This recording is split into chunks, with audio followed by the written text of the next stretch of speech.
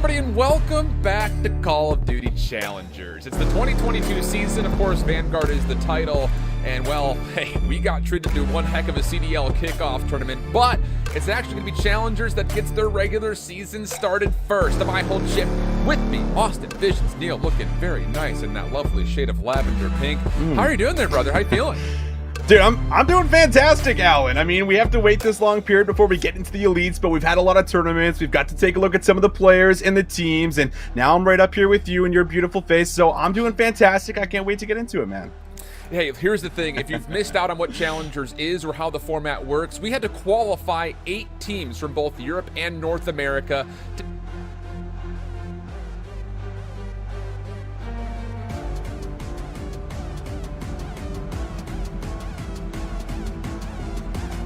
action that will kind of take place, and think about it as being in a 3-stage format rather. You've got a round robin stage that we'll be going through both today, tomorrow, and also next week.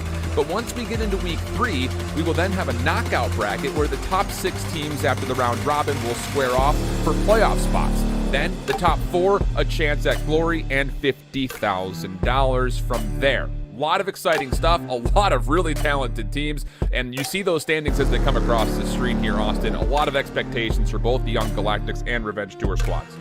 Yeah, absolutely. I mean, these are definitely 2 teams that have had a great start to the year so far. I mean, Young Galactics in particular, you might know them from last year, right? Team War. These guys are doing the same thing they did at the beginning of Cold War, where they're actually winning a lot of the early tournaments. They're looking like one of the strongest squads. They're really good at picking up on the game quick. But on top of that, we know that I think in Europe as a whole, there are so many talented squads. There's a lot of really big prospects with individual players. So you can't really sleep on anyone in EU, man. We know from last year in the elites, anybody can come up and win these. And that's really what the beauty of trying to prep for some of these early matches is like. Instead of having the tournament format where you're going from, series to series to series, you actually get to kind of take a look at everyone you're playing against, prep for them accordingly, and see exactly what you can do and bring to the table. A lot of people obviously are kind of having their focus on the teams that have been winning the cups, but we have to mention it. For both EU and NA, the qualifiers showcased a number of major upsets to get to these 8 total squads. So there are a lot of storylines, a lot of familiar places, but more importantly, a lot of new players that you're going to be getting your first look at here in Stage 1. And, before we dig into our first head-to-head matchup here, here's the big thing. This first stage is crucially important to the future of these individual players potentially getting picked up with the CDL, Austin.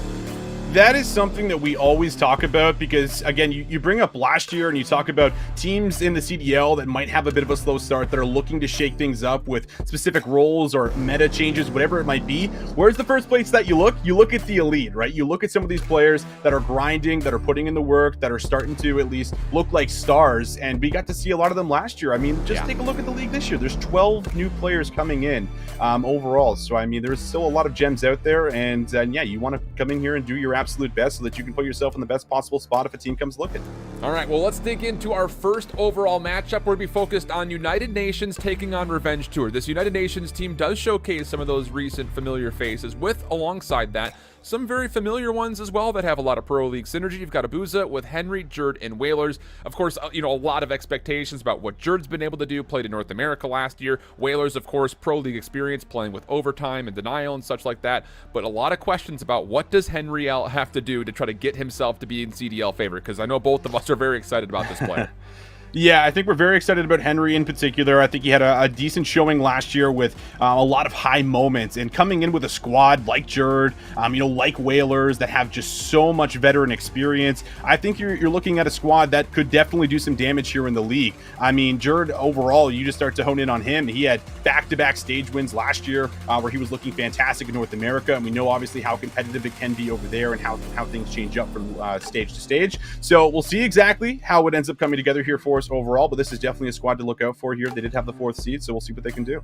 And one of the favorites, as we had mentioned at the top of the show, they're going up against Revenge Tour. They boast the 2nd seed overall and a roster that lives up for just really Denza's namesake. Dropped for money form, gets picked up onto this team, wins Cup 4, and then finds themselves a very nice casual cruise through their qualification to get into the elite here for the first stage.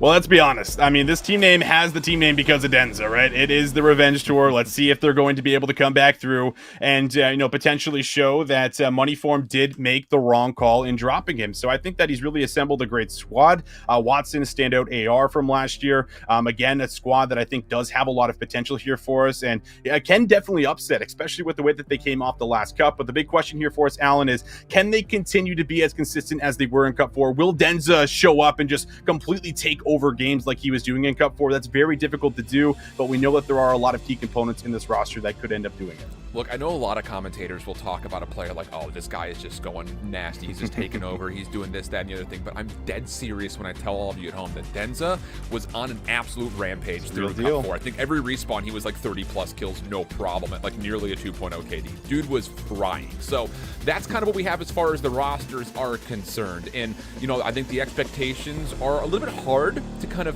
give a full-on read as of yet, simply due to the fact that, hey, Control is pretty much brand new for a lot of these teams. We've only seen them play it in the qualifier, so we're going to be getting kind of an eye test to see what these two teams have to offer versus one another. And, just to kind of bring it back into the fray here before we take a look over our maps, how about Mythics, by the way? Kid came in, played one Open last year, made it through the LCQ, and then finished top 16 at playoffs. That's unbelievable. Yeah, these are some of my favorite storylines when you have some of these young guns that you don't really have a lot of information on, but you can see a lot of raw talent. And, comparing that raw talent and combining it with a lot of great minds here in the game for the EU scene does look at something that could be very special coming into the league. So I think Mythics is one of those players that we do have our eye on today. The big question for us, Alan, is he going to be able to perform the same way he was through the Cups in the spotlight now here today, where a lot of people are going to be watching? I mean, that is going to be the big question. He has a really tough matchup for his very first game, but this is where you can kind of make or break your name here. So I'm very excited to see how Mythics is going to be able to perform. He's got a lot of talent, a lot of skill, but can he show it today? That's the question. Well, let's see exactly which venues we'll be treated to for this first best of 5. Bocage, the opening hardpoint, Berlin, the first search, and then Tuscan, the control. And, here's the thing. Like we'd mentioned, it's hard to give predictions one way or the other because it's just not a lot of sample size so far in the year. But you look at a map like Bocage, and I think, not to kind of pat ourselves in the back here, you're looking at players like Mythics, like Denza. You are. They have to take over on a map like Bocage. On the opposite side, though, hey, we've got questions about what is the longevity of Jerd for this United Nations team? How long will his career go? And is there potential for him to get back into the league? A lot of pressure on him in this first map, you feel like, for the United Nations squad. Yeah, I feel like there definitely is. And Jared is a good talking point because he is someone that's been in the scene for such a long time. We were doing our notes last night. We're like, dude, Jared's actually been around for like the last 12 years or so. So, he is a veteran to say the least in the European Challenger squad team rather. And now we're going to see if he's going to be able to show up like he's been doing. This is obviously a very fast-paced game. I feel like that is right up his alley for as far as how Jared likes to play the map. Even go back to Modern Warfare. Felt like he was bringing a lot of that out as well. So those will be, again, some of the same questions that we kind of bring to the table about how they're going to be able to perform. But you look at the other side here with Revenge Tour, and I look at a map like Bocage here, Alan, where I'm thinking this is going to be a great mixy map to get in with right away, right? Because this is definitely a map that we've seen at the beginning of a lot of series. This is a lot of just kind of making in-game decisions on the fly, sometimes individually, sometimes, just listening to the chaos within the comms to try to make sure that you guys are all on the same page. But this is definitely a map where you can make individual plays that can kind of take over, or you can just have those individual pop-offs where you just take over a map. We saw that, of course, with Denza, and now this is another opportunity for a lot of the names that we're bringing up to do that here again for the very first map of the series. Yeah, so let's just kind of frame it up and put our, wrap the present up here. Big things to watch out for both of these two teams. United Nations. I think both of us are in agreement that, hey, you have an edge when it comes down to the veterans you've got on this roster. I remember back during Cold War, early Whalers, it was like, dude, Whalers is just directing traffic like nobody else. So I feel like that is going to be one of the biggest points, that you've got to get a good performance from Jerd and from Whalers here. Because, not to take anything away from Boozer and Henry, but hey, you've got Pro League experience. You've got to be able to use that veteranship to your advantage, especially against the roster that you're finding yourself squared up against with Revenge Tour. You definitely do. I mean, you look at, again, like the names here, and you're overall saying, okay, like these guys have a lot of that veteranship. I mean, it's not easy also to do a lot of the trafficking, you know, calling out like who's going to be going where on Bocage, but there are teams that are starting to master it, and I feel like you're putting yourself in a spot where if you are really good at being able to read the map and just making sure you're on top of the rotations, because, you know, we like to throw that term around, like make sure you don't get lost in the sauce on a map like this, because that's something that can very much happen here for us. But I think you are looking at some of just the solid names that are going to always be able to be level-headed, whether they're ahead, whether they're losing, it doesn't matter. They're going to make sure that they're always following the macro of the game, which is something that's going to be extremely important here for us. Where you look at the other side, you know, Denza, Keza, Mythics, and Watson, you could definitely maybe expect that from someone like Watson and Denza, who have a lot of experience in the scene, but it's the young guns that have to make sure that they're constantly following the comms while staying on top of their game, and that's not the easiest to do when you combine the two. And just to kind of speak more about that Revenge Tour, I think one of their biggest keys here is, can you get Mythics comfortable? All throughout the back end of Cold War, it was a young roster that he went through the LCQ and went through into playoffs with. So now that you're surrounded by some very talented players, can you still shine? Here we go. Gosh, map number 1 of the round robin. And Revenge Tour off to a pretty solid start here in the kill feed. Also making some pressure through Barn. This is a great start as far as how you can control the map. Oh, it sure is. And we already talked about Jerd making sure that he's getting himself inside of Barn, trying to at least zone away a couple of the members. But 8 seconds going over early. We know P1 is going to be very scrappy, not usually able to come out with a lot of control. It's more or less making sure you control the spawns going into P2, which is right in this field. And Henry now is going to try to take some of this high ground away so they can cut down the members that are already thinking about the rotation. That's going to be a lot of members now dropping, and Henry can start to push forward and see if he can cause some havoc here in the far spawn. Yeah, and you've got Jerd in the kill feed, who picks up the kill, and Denza, who is trying to find the smallest opening possible in the back to try to put the spawns around. Not the case. So now you've got a really good zone around the second hard point for the side of It's all about, can you actually get to a position here to potentially stop this play from the front? Because speaking candidly, the Revenge Tour have actually found a number of kills, and they've worked their way in. Walked their way in. This is great news here for Revenge Tour. Kills continue to go their way, and a good little breakup of the monotony on the second hill. Oh, there's a lot of patience there from Watson. He was waiting with the pre-aim, done enough to find anything more, but how about Mythics for 2? Ooh. Mythics with the jump shot for 3. Already kicking it off hot. Finds that 3-piece. That's going to buy them a lot of time, and now they can actually contest the next 20 seconds. That's an unbelievable play from Mythics. Just like you had mentioned, into the hard point. Good scrap time, still the play for, and potentially streaks on 4. Looking for anything possible. Wide bomb earned. Mythics just using these tanks as if he was born inside of it. And how about the play? Look at the minimap. How about Revenge Tour? They're already moving their way across over towards Tower. They're putting a lot of pressure on United Nations, but the good news is for UN fans, they have dealt with it. Clean kill feed means they should be able to open up the third hard point favorably. Yeah, UN should be down by about half an hour, 30 seconds here for themselves. And now we'll see if they're going to be able to actually get into the back. But that's a lot of key kills that come through into the hard point. Now a chance to be able to lock it down. We know that if you can find a good amount of kills and you can actually get yourself set up, you can get them in a spawn trap. But Watson, he's just been playing this patient game, bouncing in and out of the hard point, waiting for his teammates. A great read on the spawns here from behind as his teammates are going to flip in. So a big moment ends up coming through. They can test a lot of this time, and now they can try to use their numbers to get in the remaining 20 seconds. I'll say this much, just trying to get a feel for the pacing, the tempo, and the trends that we've seen in this early portion of Bocage. At the moment, Revenge Tour, they're just doing a better job being able to find successful eliminations on rotation, and even more importantly, in front of these hard points. Look how far they're zoning out this third hill. This is something that United Nations has not been able to deal with at the moment. Yeah, there have been some good moments where they're about to be pressured and maybe even broken and they've gotten a clean kill feed, but you talk about trends of this game, this is all Revenge Tour setting the tempo, which is not good news for United Nations. They need to start finding success in those first 15 seconds and those last 15 seconds of each hill, and they really start to focus on rotation. Well, let's see if anything changes here for us. Jerd does combine for a couple of kills and trying to open things up. Henry finds the third. Will he have a read on the spawns? Still have player 1 waiting on the field for his teammates to get in position to see if they can actually hit from the side. That one-on-one off screen, and now Mythics with the second. Beautiful nade from Keza. That is how you want to break that hard point. What a coordinated play. They'll get themselves in, and this might be good for Revenge Tour to get over 100 points. This is unreal. Watson 11 and 5 has just been locking things down at range, and then Mythics is just flying right now. 17-7 as Whalers finally get an elimination that will hopefully help a break from the backside come through, but it's just for nothing. It's actually not for anything. I was supposed to say maybe 5 seconds, but they don't even get to the hard point to even contest a lot of that last bit of scrap. Now we turn our attention back over towards the river. An opening that looks good for Revenge Tour, but the kills do come through. United Nations in a position to try to do some zoning of their own. The question is, who's going to step inside the hill? If you look at the objective time right now, are they just relying on Jerd to get in there? Because he's the only one with any significant amount of time, and I even hesitate to use the word significant because he doesn't even have 30 seconds in the hill yet.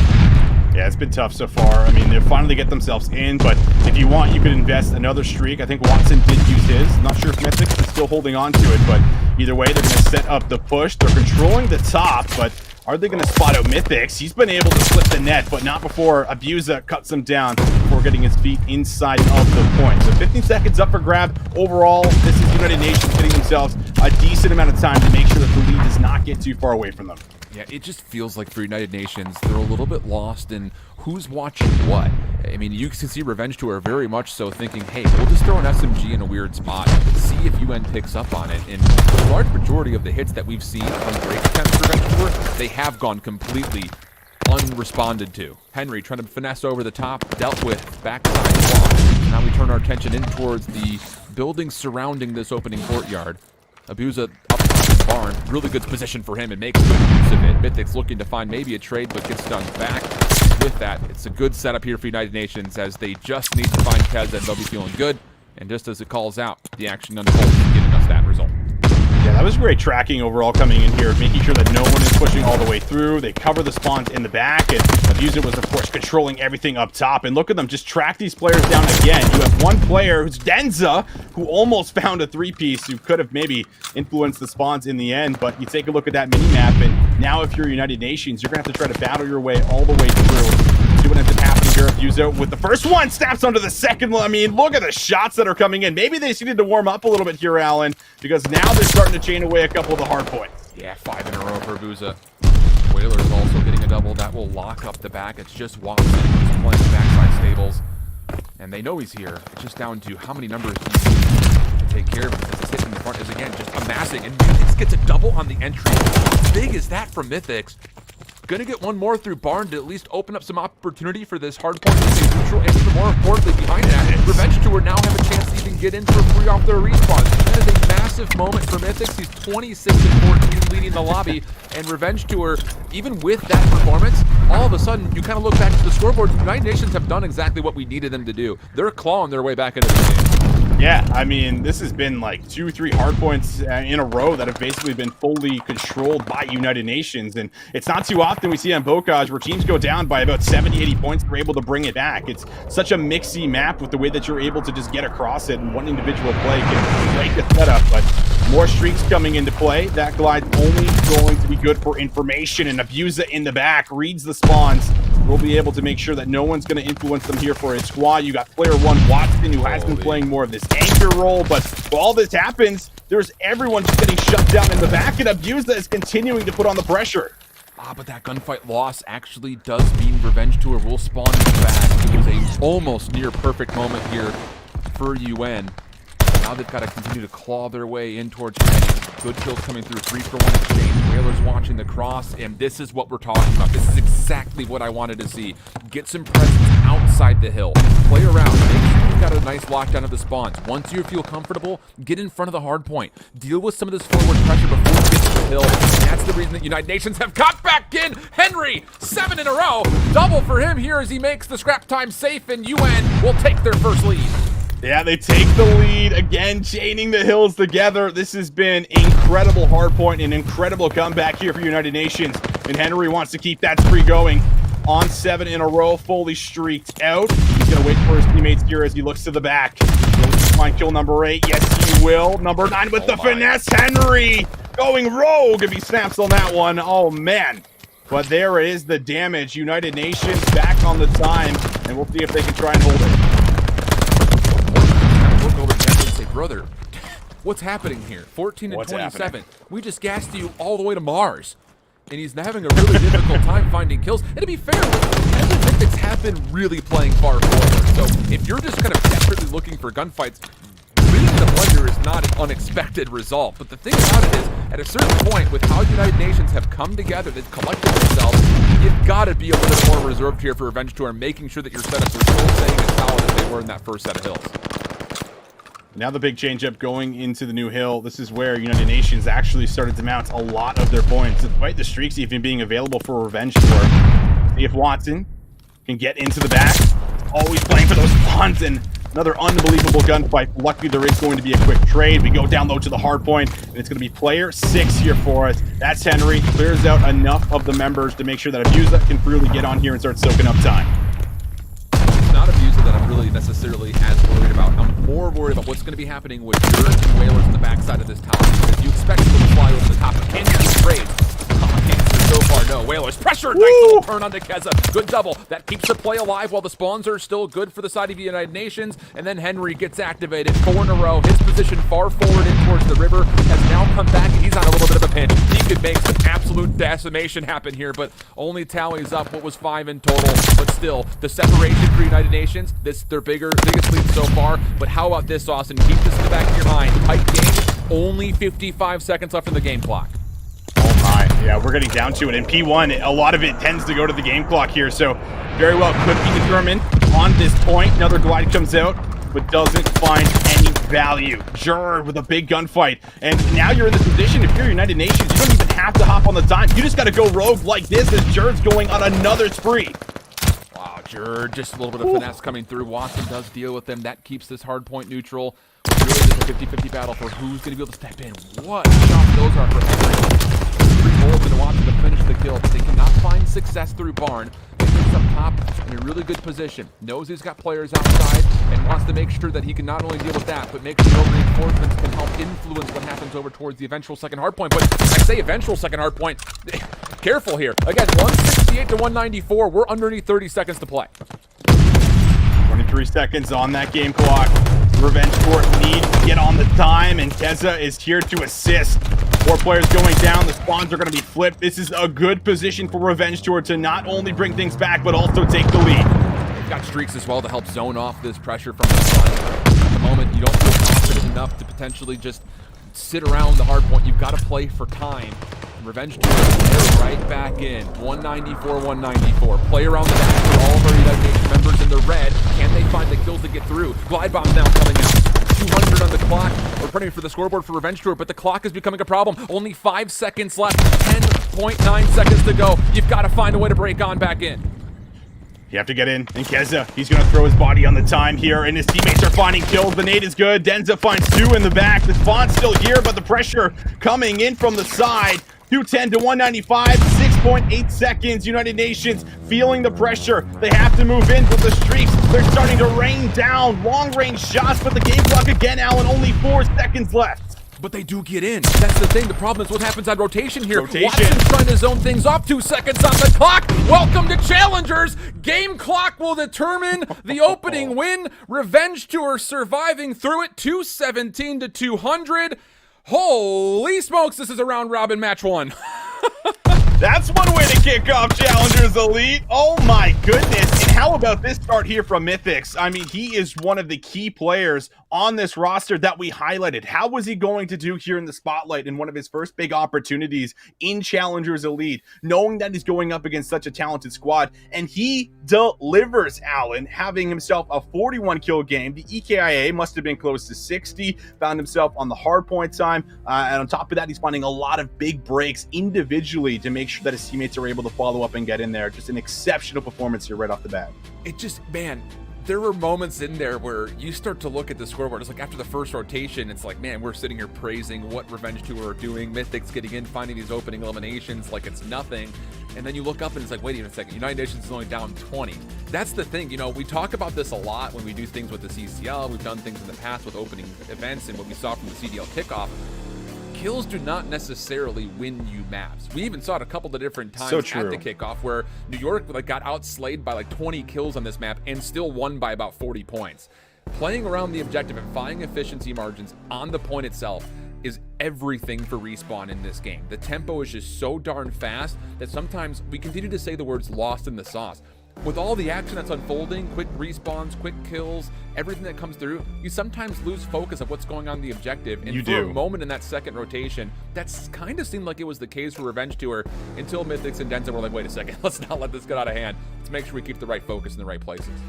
Yeah, and they definitely did. But, I mean, that is one heck of a way to not only come back into the game for United Nations, but also, retake the lead. And we always talk about Bocage being one of those hard points in the game right now, too, where it comes down to game clock. And I think you hit on it so beautifully when we talk about P1 to 50 seconds left. It's a highly contested hill, and a lot of it ends up going neutral. And when that happens, you have to make sure you're in a position to be able to win the rotation. United Nations, they got completely busted open, right? So, again, coming back to individual plays, just a lot of highlight moments that we're looking at for a squad like this to showcase. And that's even after Denza had a bit of a slow start to this one, right? Like, wasn't very involved, but it's always good to see that other players can step up in case one is slacking behind. I mean, that is just a great showcase at a great team overall here in Challengers.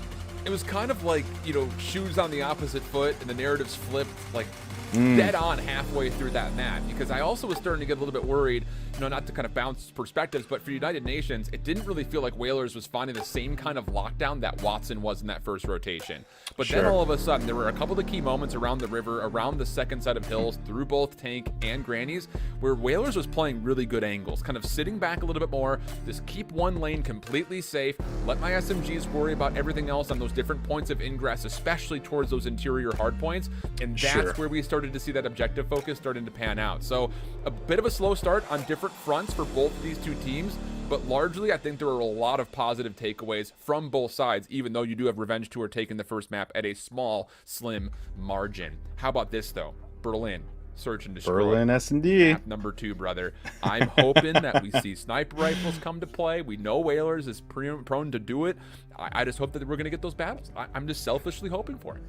I mean, it's like you go a full year without them, Alan, and all of a sudden you see like one glimpse of them and you just start craving them, right? It's like start bringing them out on every single map here for us, because they're so fun to watch. And not only that, but you just know how important it is to be able to have a strong sniper player on your team, and that can completely change the dynamic of how Berlin ends up coming together here for you. So, I mean, if you're able to control a lot of the docks area with it, we know that it can open up for a lot of potential picks, give you first bloods to either rush for a fast plant, stop teams right in their tracks, and completely freeze up, because it is very much a map that is a lot of give and take here. But on top of that, we've seen a lot of really big solo plays that can take place, whether that's, going for long flanks, using even like the middle of the map that, isn't always watched as much, because you're able to kind of just watch from top 3, kind of look over that B site, or you rotate all the way back to your side to watch over A. So there is definitely a couple different ways to play it, but the good news is that both bomb sites are very much approachable. So it really does just come down to preference. I'll be really curious too. I know we're throwing a lot of things out there right now, friends, but I've got a lot of focus on Mythics here. I hate to kind of put one spotlight onto one player, but the storyline around him, he played open number 5 at Cold War, got to the LCQ with players like Kids and Vital and Nevo. If you're an EU fan, you recognize those names, but they're all like recently turned 18-year-olds for the most part. They plug through the LCQ and then finish top 16 at playoffs. That is one heck of a way to start your competitive career. And it must have done something, because playing alongside the likes of some legends in Denza and Keza, up-and-comer in Watson, you're in a prime position to potentially be an all-star in this EU region. You got a solid team around you. You're on a really solid squad that has proven themselves in their first overall cup, where they finished first. And then you came out in your first elite match and did that on Bocage. Even in the losing effort, you still played extremely well. What's the search and destroy prowess have to be, given to us here? I know you're big on search plays, and that sometimes dictates in a lot of people's minds, what is your ceiling to potentially be a CDL consideration? So, not to throw a ton of weight on the kid, but I'm pumped to see what Mythics has to offer us. It's if he's going to go rogue, find these routes, or if he's going to be the objective carrier and just continue to play that first in, first out type situation. That's at least what I get from him. I mean, there was a lot of times during the hard point, at least he was the first one in, and then he would be opening up with multi-kills. You can't expect that from someone in Search and Destroy, but if he's going to do it, then we'll certainly get loud for him. But it is definitely something that we get to watch for, because when you get these flashy players that are able to make a lot of these, on-the-spot plays that aren't necessarily teachable, like, it's just something that I feel like a lot of players either have or you don't, then it obviously puts you right into the limelight. It puts you as a top prospect. Like, look at this guy. And when you're already having at least some of the top challenger players in the scene give you a lot of that gas and pick you up, I mean, that kind of gives you and signals that, all right, this kid is obviously extremely talented. Absolutely. We saw it in the Cup. We saw it in that game. So I say that expectations, for him is to continue to keep that rolling here. And I hope he is that entry SMG because Absolutely. He does feel like one of those flashy players. I'm pumped for it, man. We've got so many other players that, again, we'll see throughout the entirety of this round robin stage and then continuing through the knockout and the playoff bracket. Again, if you're new to Challengers, welcome. Where have you been, first of all? I'm just kidding. Nice to have you. We've got 3 weeks worth of Challengers action across both Europe and North America. European start time will be the same as it was today for both Tuesdays and Wednesdays. North America coming up later this evening. Same thing, Tuesdays and Wednesdays. Today, tomorrow, and then second week are all round robin play. All 8 of our teams will play up against each other once. The bottom 2 teams, you're done. You're eliminated. You have to go re-qualify again. The next 4, they get to play through that knockout bracket to then determine who our top 4 teams will be out of both Europe and North America to play in those playoffs. $50,000 on the line. We'll rinse, wash, repeat, do it all over again for stage 2. And then I'm teasing you with this one, Austin. I'm trying to get there. Ooh, how about the prospects of the Pro-Am that's been announced? I know you and I are both thrilled for it, but you have to know for these players, the stakes just got hiked up super, super high. I mean, you have to talk about it because it's been a very long time since we've seen, the pros go up against the end. So they're going to have an opportunity throughout the season to bring it. But looks like we are ready to go right into our search and destroy. It is going to be Jared that draws first blood. Keza now answering back, but will get traded. Now numbers advantage over to Revenge Tour. Again, it will be Revenge Tour in the blue, United Nations in the red. Get that kind of fixed on the overlay for you as the ball has been dropped over towards B. Watson. Tough position for him to be in, but the right weapon for it, to be fair. And you've got Mythics who's lingering over towards mid-map. And is this a call that they want to maybe try to push into fire here? They've got time to make this playoffs, and it'd be a bold call to try to make this hit. Yeah, and Watson looks like they're just going to try to cut. They know the bomb's down, so if they can get into the back here, make a play through fire, this could very much break open the setup, but you're low on time. You have 25 seconds to try to make this work. This is a risky play. You can respect the idea, but it's caught. Does beam Whalers over a heady. 15 seconds. Number 1 player is kind of closer to the B site, but the problem was the 3rd lingering just above you. So, good first round defensively. You drop the bomb quickly. Hey, you've got yourself in a good spot because let's be honest, Austin, as soon as that bomb goes down, it's very difficult to break the post plant setup that the offense gets. Yeah, it very much is. I mean, it also comes back to, when we do talk about those snipers, like you find that first blood, it tends to slow things down, especially when the player who's hovering around the middle of the map, who's either there to enforce the push or there to be able to back up and retreat, ends up dropping. You get a little bit stranded. So it was a bit of a tough situation, but it's just the round number 1. And now, of course, we'll switch things up a little bit. See what ends up changing here. Whalers is going to watch the cross, but it's Mythics, I believe, there from far range that does shrug him off of it. So information given to both sides, but that bomb at least is lingering over by B. It's just the cross. It's trying to get here, and you got to use the smokes to do so. And look at the play from Revenge Tour. They've cleared through A and are now re-hitting over towards Mail. The smoke comes out, but is it too late? Jerd moves forward, has a bit of assistance as they're thinking about the plant, but now try to track away and head down. This is the right call, but Kez is in the middle of the map. He can keep this rotation honest, and he has. Thing about it is he only saw the 1 player of Abuza, and he wasn't necessarily running away, so you don't know for sure if you're Revenge Tour that this player is into A. Whalers pushing forward, doesn't win the gunfight versus Mythics. Oh, that head-to-head battle is going to be fun to watch for the rest of the search. It sure is, and now Jared's caught in a 1 versus 3, and he's just trying to search for a couple of kills. He might find Mythics. Yeah, he'll take the shots, so he finds the first one, but the problem, he is not very close to either one of the bomb sites. Watson's going to tag him up. He's just hoping for a Hail Mary nade, but he's only got 15 seconds left on this clock, and I do not think he's getting this bomb down. No, it's not looking all that great. Has to smoke Watson right here off a variety of angles that he could be playing. Not going to happen. So 2 successful defensive rounds, and really for me, I'm looking at United Nations, and you called it. Like, hey, it was almost like you were trying to will it into existence. Smoke it and get to B. And they just kind of kept holding on to the smoke. They weren't hitting it, and Revenge Tour just took away so much space through the A site. Never really allowing a chance for UN to get a look at the bomb.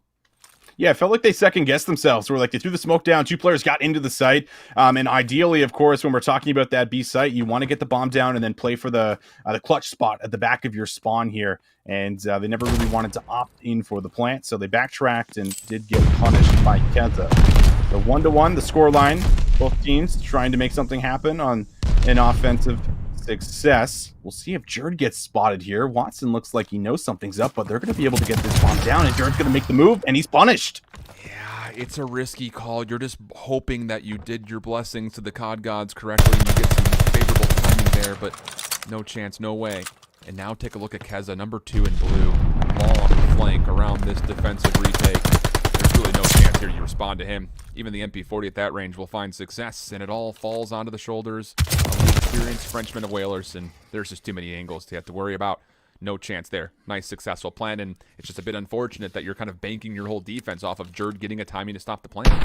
Yeah, once you lose it, then you know the pressure's on, but you got to give a lot of credit over to the flank coming all the way around the back. I mean, those are moments that we always highlight, especially on Berlin, where it's so hard to keep all 4 of your defensive members watching every single lane because there is so much to watch, especially once you know the bomb's down. You're probably not expecting a full flank through A, so nice heads-up play. Does end up paying off.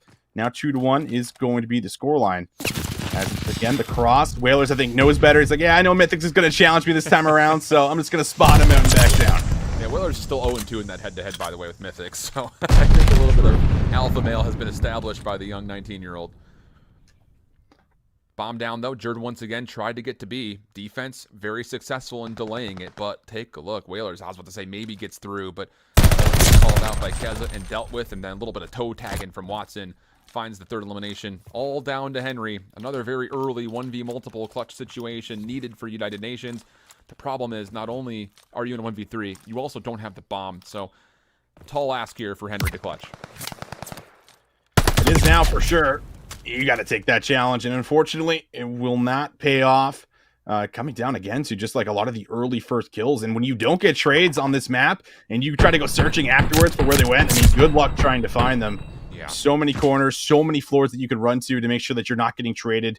And it feels like every single time they do find these kills, they're running back to a position. Even if they do get chased, then their teammates can assist and help out here. So 6-1 right now is Keza, who's been the flank man, has the glide, and glides are very useful on a map like this on Berlin, especially around the B site, offensively or defensively. And even on top of that, we don't often talk about strafing runs finding a terrible amount of value, but the ability to, again, use that streak to completely wipe away any defenders or attackers, depending on what side you use it, towards the B site. So Blackbox going to get called in this round. Right away. We're going to get information on Jerd, and he will be killed by that. The thing about it is, this is all just a kind of a fake. They're like, we're going to glide bomb B, think we're going to execute that way, but Mythics was holding the bomb, ready for the A execute. Now a 3v4 retake required in a tough situation as they get to cut right through mid-map. Oh, they're going to try to work around the train station. And hello, here's Watson waiting by. He runs out of ammo, so can't find the second, but that's fine because here comes Keza with a snap onto 1 and 2. He is now, I think, on 8 in a row, 9 in a row, something absurd. But look at this kill cam again. Just what an unbelievable snap. Gets the read, makes the play. Keza is on fire. Oh, my goodness. Strafing right now earned 2, by the way, so yes, you know, you kind of heard it in my voice. I was a bit surprised to see him call the glide bomb as early as he did, but hey, it was with a good setup. You essentially pull it as a, yeah, we're going to clear off B, make you think that we're going to hit that once Jerd falls. The defense has to quickly try to recover, and then, oh, wait a second, they planted at A. So how do you potentially use this strafing run? We'll see. As the bomb starts to make its way forward for United Nations, the 3-man stack, front side of the train station. Denza holding close. We'll have a bit of support from Mythics behind, and then, Keza could hit a bit of a pinch this season. Well, shots come through. Denza in the position to be able to find one of his first kills. Jerd's on it. And there's the challenge. They don't go searching. It's fine because they get the information, and now Keza's here on the flank. But it's Mythics that finds the kill. One more from behind. Keza on 9 in a row. And it's all up to Whalers who goes down. I mean, this is some flawless search and destroy being played right now. I will say as well, and I'm going to come across a little bit critical, it's the first stage. I probably shouldn't be going too far, but that is way too one-dimensional for United Nations. You've got no clearance of what's coming beyond the site. You don't even bother smoking out Mythics, who's got that AR line. You don't throw any stuns in to see if anyone's checking over through desk, and then no one watches the pinch as soon as you start to execute. It just was a lot of faults right there for United Nations on what that execute was going to look like on their attack. And yeah, I mean, it makes it sound like it's just, that much clear cut, but Revenge Tour's got to be thinking with that setup, this is easy peasy, no problem. Now they find themselves on match points, looking to go up 2-0 early, and it's a quick hit over towards A. And once again, who is it? Keza on the long flank as Mythics finds 2 mid. No chance here for Whalers, and it's only just a teammate that can take Keza off the field. And then there it is. It's over. I mean, wow. That is just exceptional search and destroy being played. And I mean, those last couple rounds is they just know they have so much of a cushion. They no longer even have to kind of play smart S&D, so to speak, where they're waiting for information to come through. They're just running at you at that point. They're taking gunfights. They know their confidence is just out of this world. And I mean, when you have 11-1 Keza running around the map, it makes it pretty difficult to find yourself any stabilization. So incredible search and destroy coming through. And I'm not gonna lie, we talked about this squad on the day here, Alan, but I wasn't expecting these type of results. 6-1 in the S&Ds, just great clutch ups in the hard points. This has been insane so far. It's, look, the Bocage hard point, I thought we were going to get treated to a good one here. We had a lot of expectations, obviously, for Revenge Tour, but it's not to take anything away. United Nations, what they did to the qualifier definitely took our attention very completely and very quickly. The thing is that Search and Destroy is not a representation of what we saw on the hard point. That much is for sure. In terms of how the teams were trying to formulate, how they were trying to set up, it just felt like for United Nations, there was some work to be done in the lab before they get back over to Berlin, because a lot of those hits were one-dimensional. I don't mean to put anyone on blast, but you can't just bank on Jerd sneaking into B for plants or playing forward defensively and then catching a blind timing on the defense to stop a plant over towards B. It just felt like everything was hinging on random X factor plays. There really wasn't pre-cognitive setups that looked like there was ever a chance to counter what Revenge Tour were kind of dictating from their start, both defensively and offensively. Yeah, I think that was definitely part of it. And I mean, once you start to figure out some of those early offensive rounds on a map like Berlin 2, it also shakes up the defense in the sense how many players do we actually want to stack on one side of the map or the other? Because if we're willing to stack 2 to 3 members on the B side, then that means that we're willing to play retake on A if they actually hit it, and our teammate ends up losing the one-on-one gunfight where there's only ever usually one person kind of sitting back by P3 watching over. So it's an incredible performance coming through on the Berlin, but it looks like we do have at least our map set to come back up here, where we are going to be jumping into some of our early controls here, Alan. So, I mean, there is a lot up in the air with this game mode, but at least it will be played on Tuscan. And the thing about Tuscan, I think everybody who watched the CDL kickoff is very aware, the A site should be a guarantee every single time if you're on offense. But what do you want to do as you start to approach your attack towards B? We've seen a couple of different options. The first being, get over to the defensive spawn, trap them behind that area kind of in the corner by church, get kills, get a huge life lead, see if you can put some pressure on the defense to survive through the remaining time.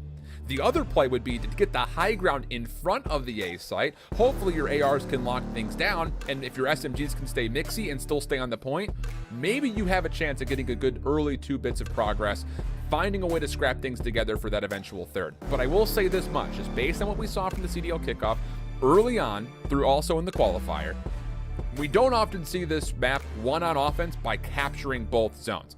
More often than not, it's a TDM around the A site to determine which side is going to win. So I'll be curious on both sides to see if there's going to be any advancement from that, and are we going to start to see some actual expansion upon what the win conditions from the attacking side will look like.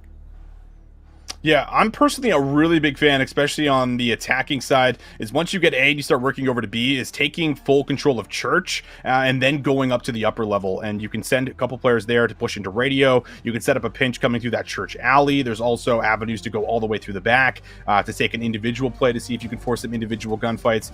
Because once you break the back, that kind of stops the rest of the people that are on the point or in the upper area. But the security of, are we going to get flanked? How many people are hitting from the front? And it starts, curating a lot of chaos, more or less. So we'll see exactly how many reps these guys have on it. We know, of course, this is just recently added in, so it could be very much up in the air for as far as what we are going to get here for ourselves. But one thing that we do know is that United Nations, well, they need this map win. So hopefully they have practice up here in their control. And the thing is, you look forward, if we're going to take the perspective of just United Nations, how does this reverse sweep happen? One of the things that we were worried about in Bocage could potentially be a thorn in their side on a map like Berlin. If you're missing out on gunfight timings, getting on rotation between hard points, you don't really feel great about the map 4 that's waiting for us. But we don't want to really foreshadow too much because, of course, the immediate focus is what happens on Tuscan. And it's also important to note that control has changed a little bit from, you know, who gets that map or for that round 5 defensive favor from what it was last year. Last year was about objective pressure and who got the most amount of complete progress on their attacking sides. As far as we've been able to gather this year, and I'm taking this mostly from what the CDL team had kind of called out, it is based off of how many total eliminations you pull. So it's a kill differential that determines favor for that 5th round. And like we saw in early Cold War, we're seeing kind of the same things here in early Vanguard.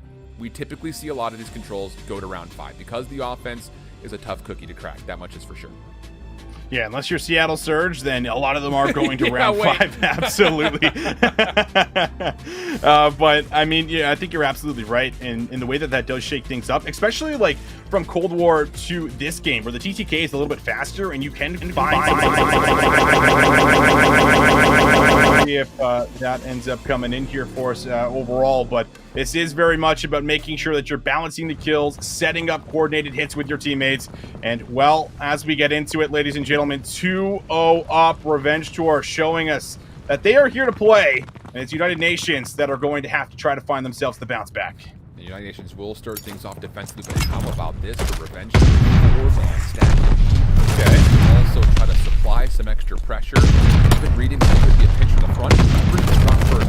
You stack this and try to find an early take of progress. They may not be allowed to. Jerd trying to fly from Earth. Does tally 1. Whaler's also flying. Now this is a great position for him to be with the automaton. You're seeing exactly why. First take of progress not going to be there. Whaler's looking for the beatdown, but he's done enough to at least alleviate pressure and make sure this first tick can be fully depleted by his other defenders. Yeah, it's really risky to come in here first, see if you can make something happen by B. They'll clear out every single player here over on the B side. So now they can start putting their focus into A, but you've already lost quite a bit of time off the clock, and you haven't got any ticks of progress here. So we'll see if they can finally break it open. That will be 3 players that end up dropping. The pinch from behind should be all 4, and now it should be Revenge Tour really able to move on to the zone, see if they can get some ticks. Seen. I was about to say, I think it's this information, but Jerd still is able to find 1 elimination to stall off some of the defensive pressure. Not going to be enough to really amount to too much, though. And as we kind of laid out our expectations, the A zone should pretty much always be completed. Just the proximity of the attacking spawn to A, so darn close in comparison to the defenders. But now, what does Revenge Tour have in store for us? Play for kills or play for the point? At the moment, they're just playing for church control, looking for eliminations, maybe try to put a bit of a spawn trap in, and, well, a 3-man feed to do a little bit of a war on both fronts situation. Yeah, a lot of isolated gunfights come through, and they are stacking the zone right now with a couple of members. You have to make a move, but Jerd has found that timing, and, well, everyone else does as well. So not looking at the right place at the right time, unfortunately. But you still at least have player 3, Denza. He is in the back. He's just waiting for his teammates to come off spawn so we can make his play. Smart play here from Henry. Get the read back up. Support the Whalers.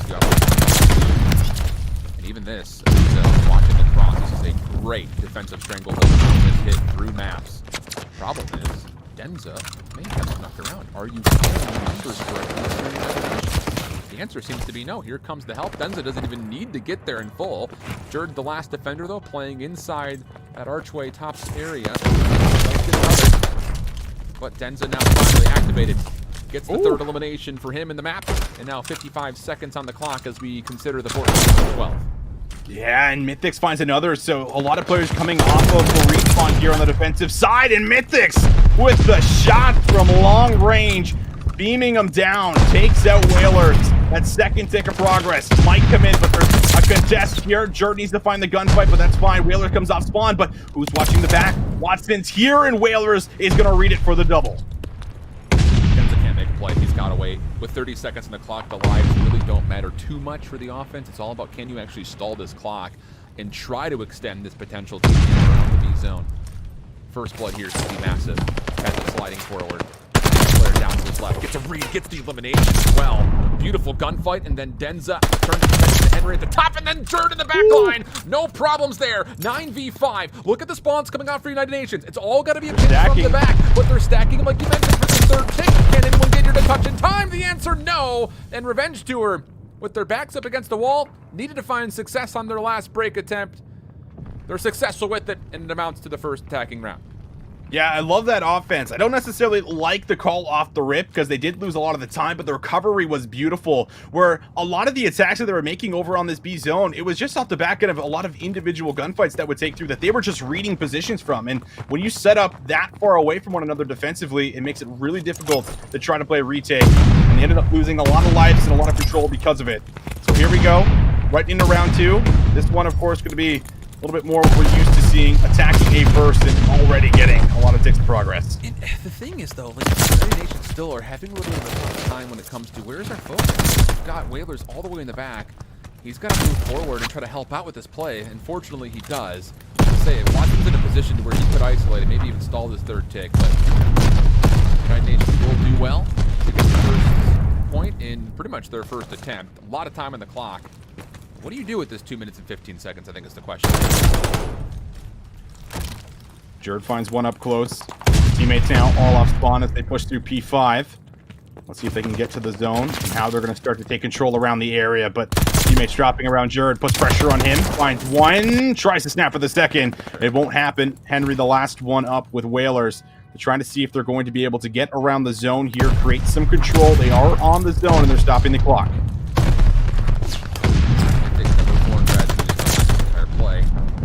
First elimination, and that will completely isolate Whalers, who's making the right play. Just try to clear your life, get deep side column, and then make something special happen. Okay, there, 1 HP in a dream, looking for a triple, and actually gets a lot of shots into Denza before eventually being put down.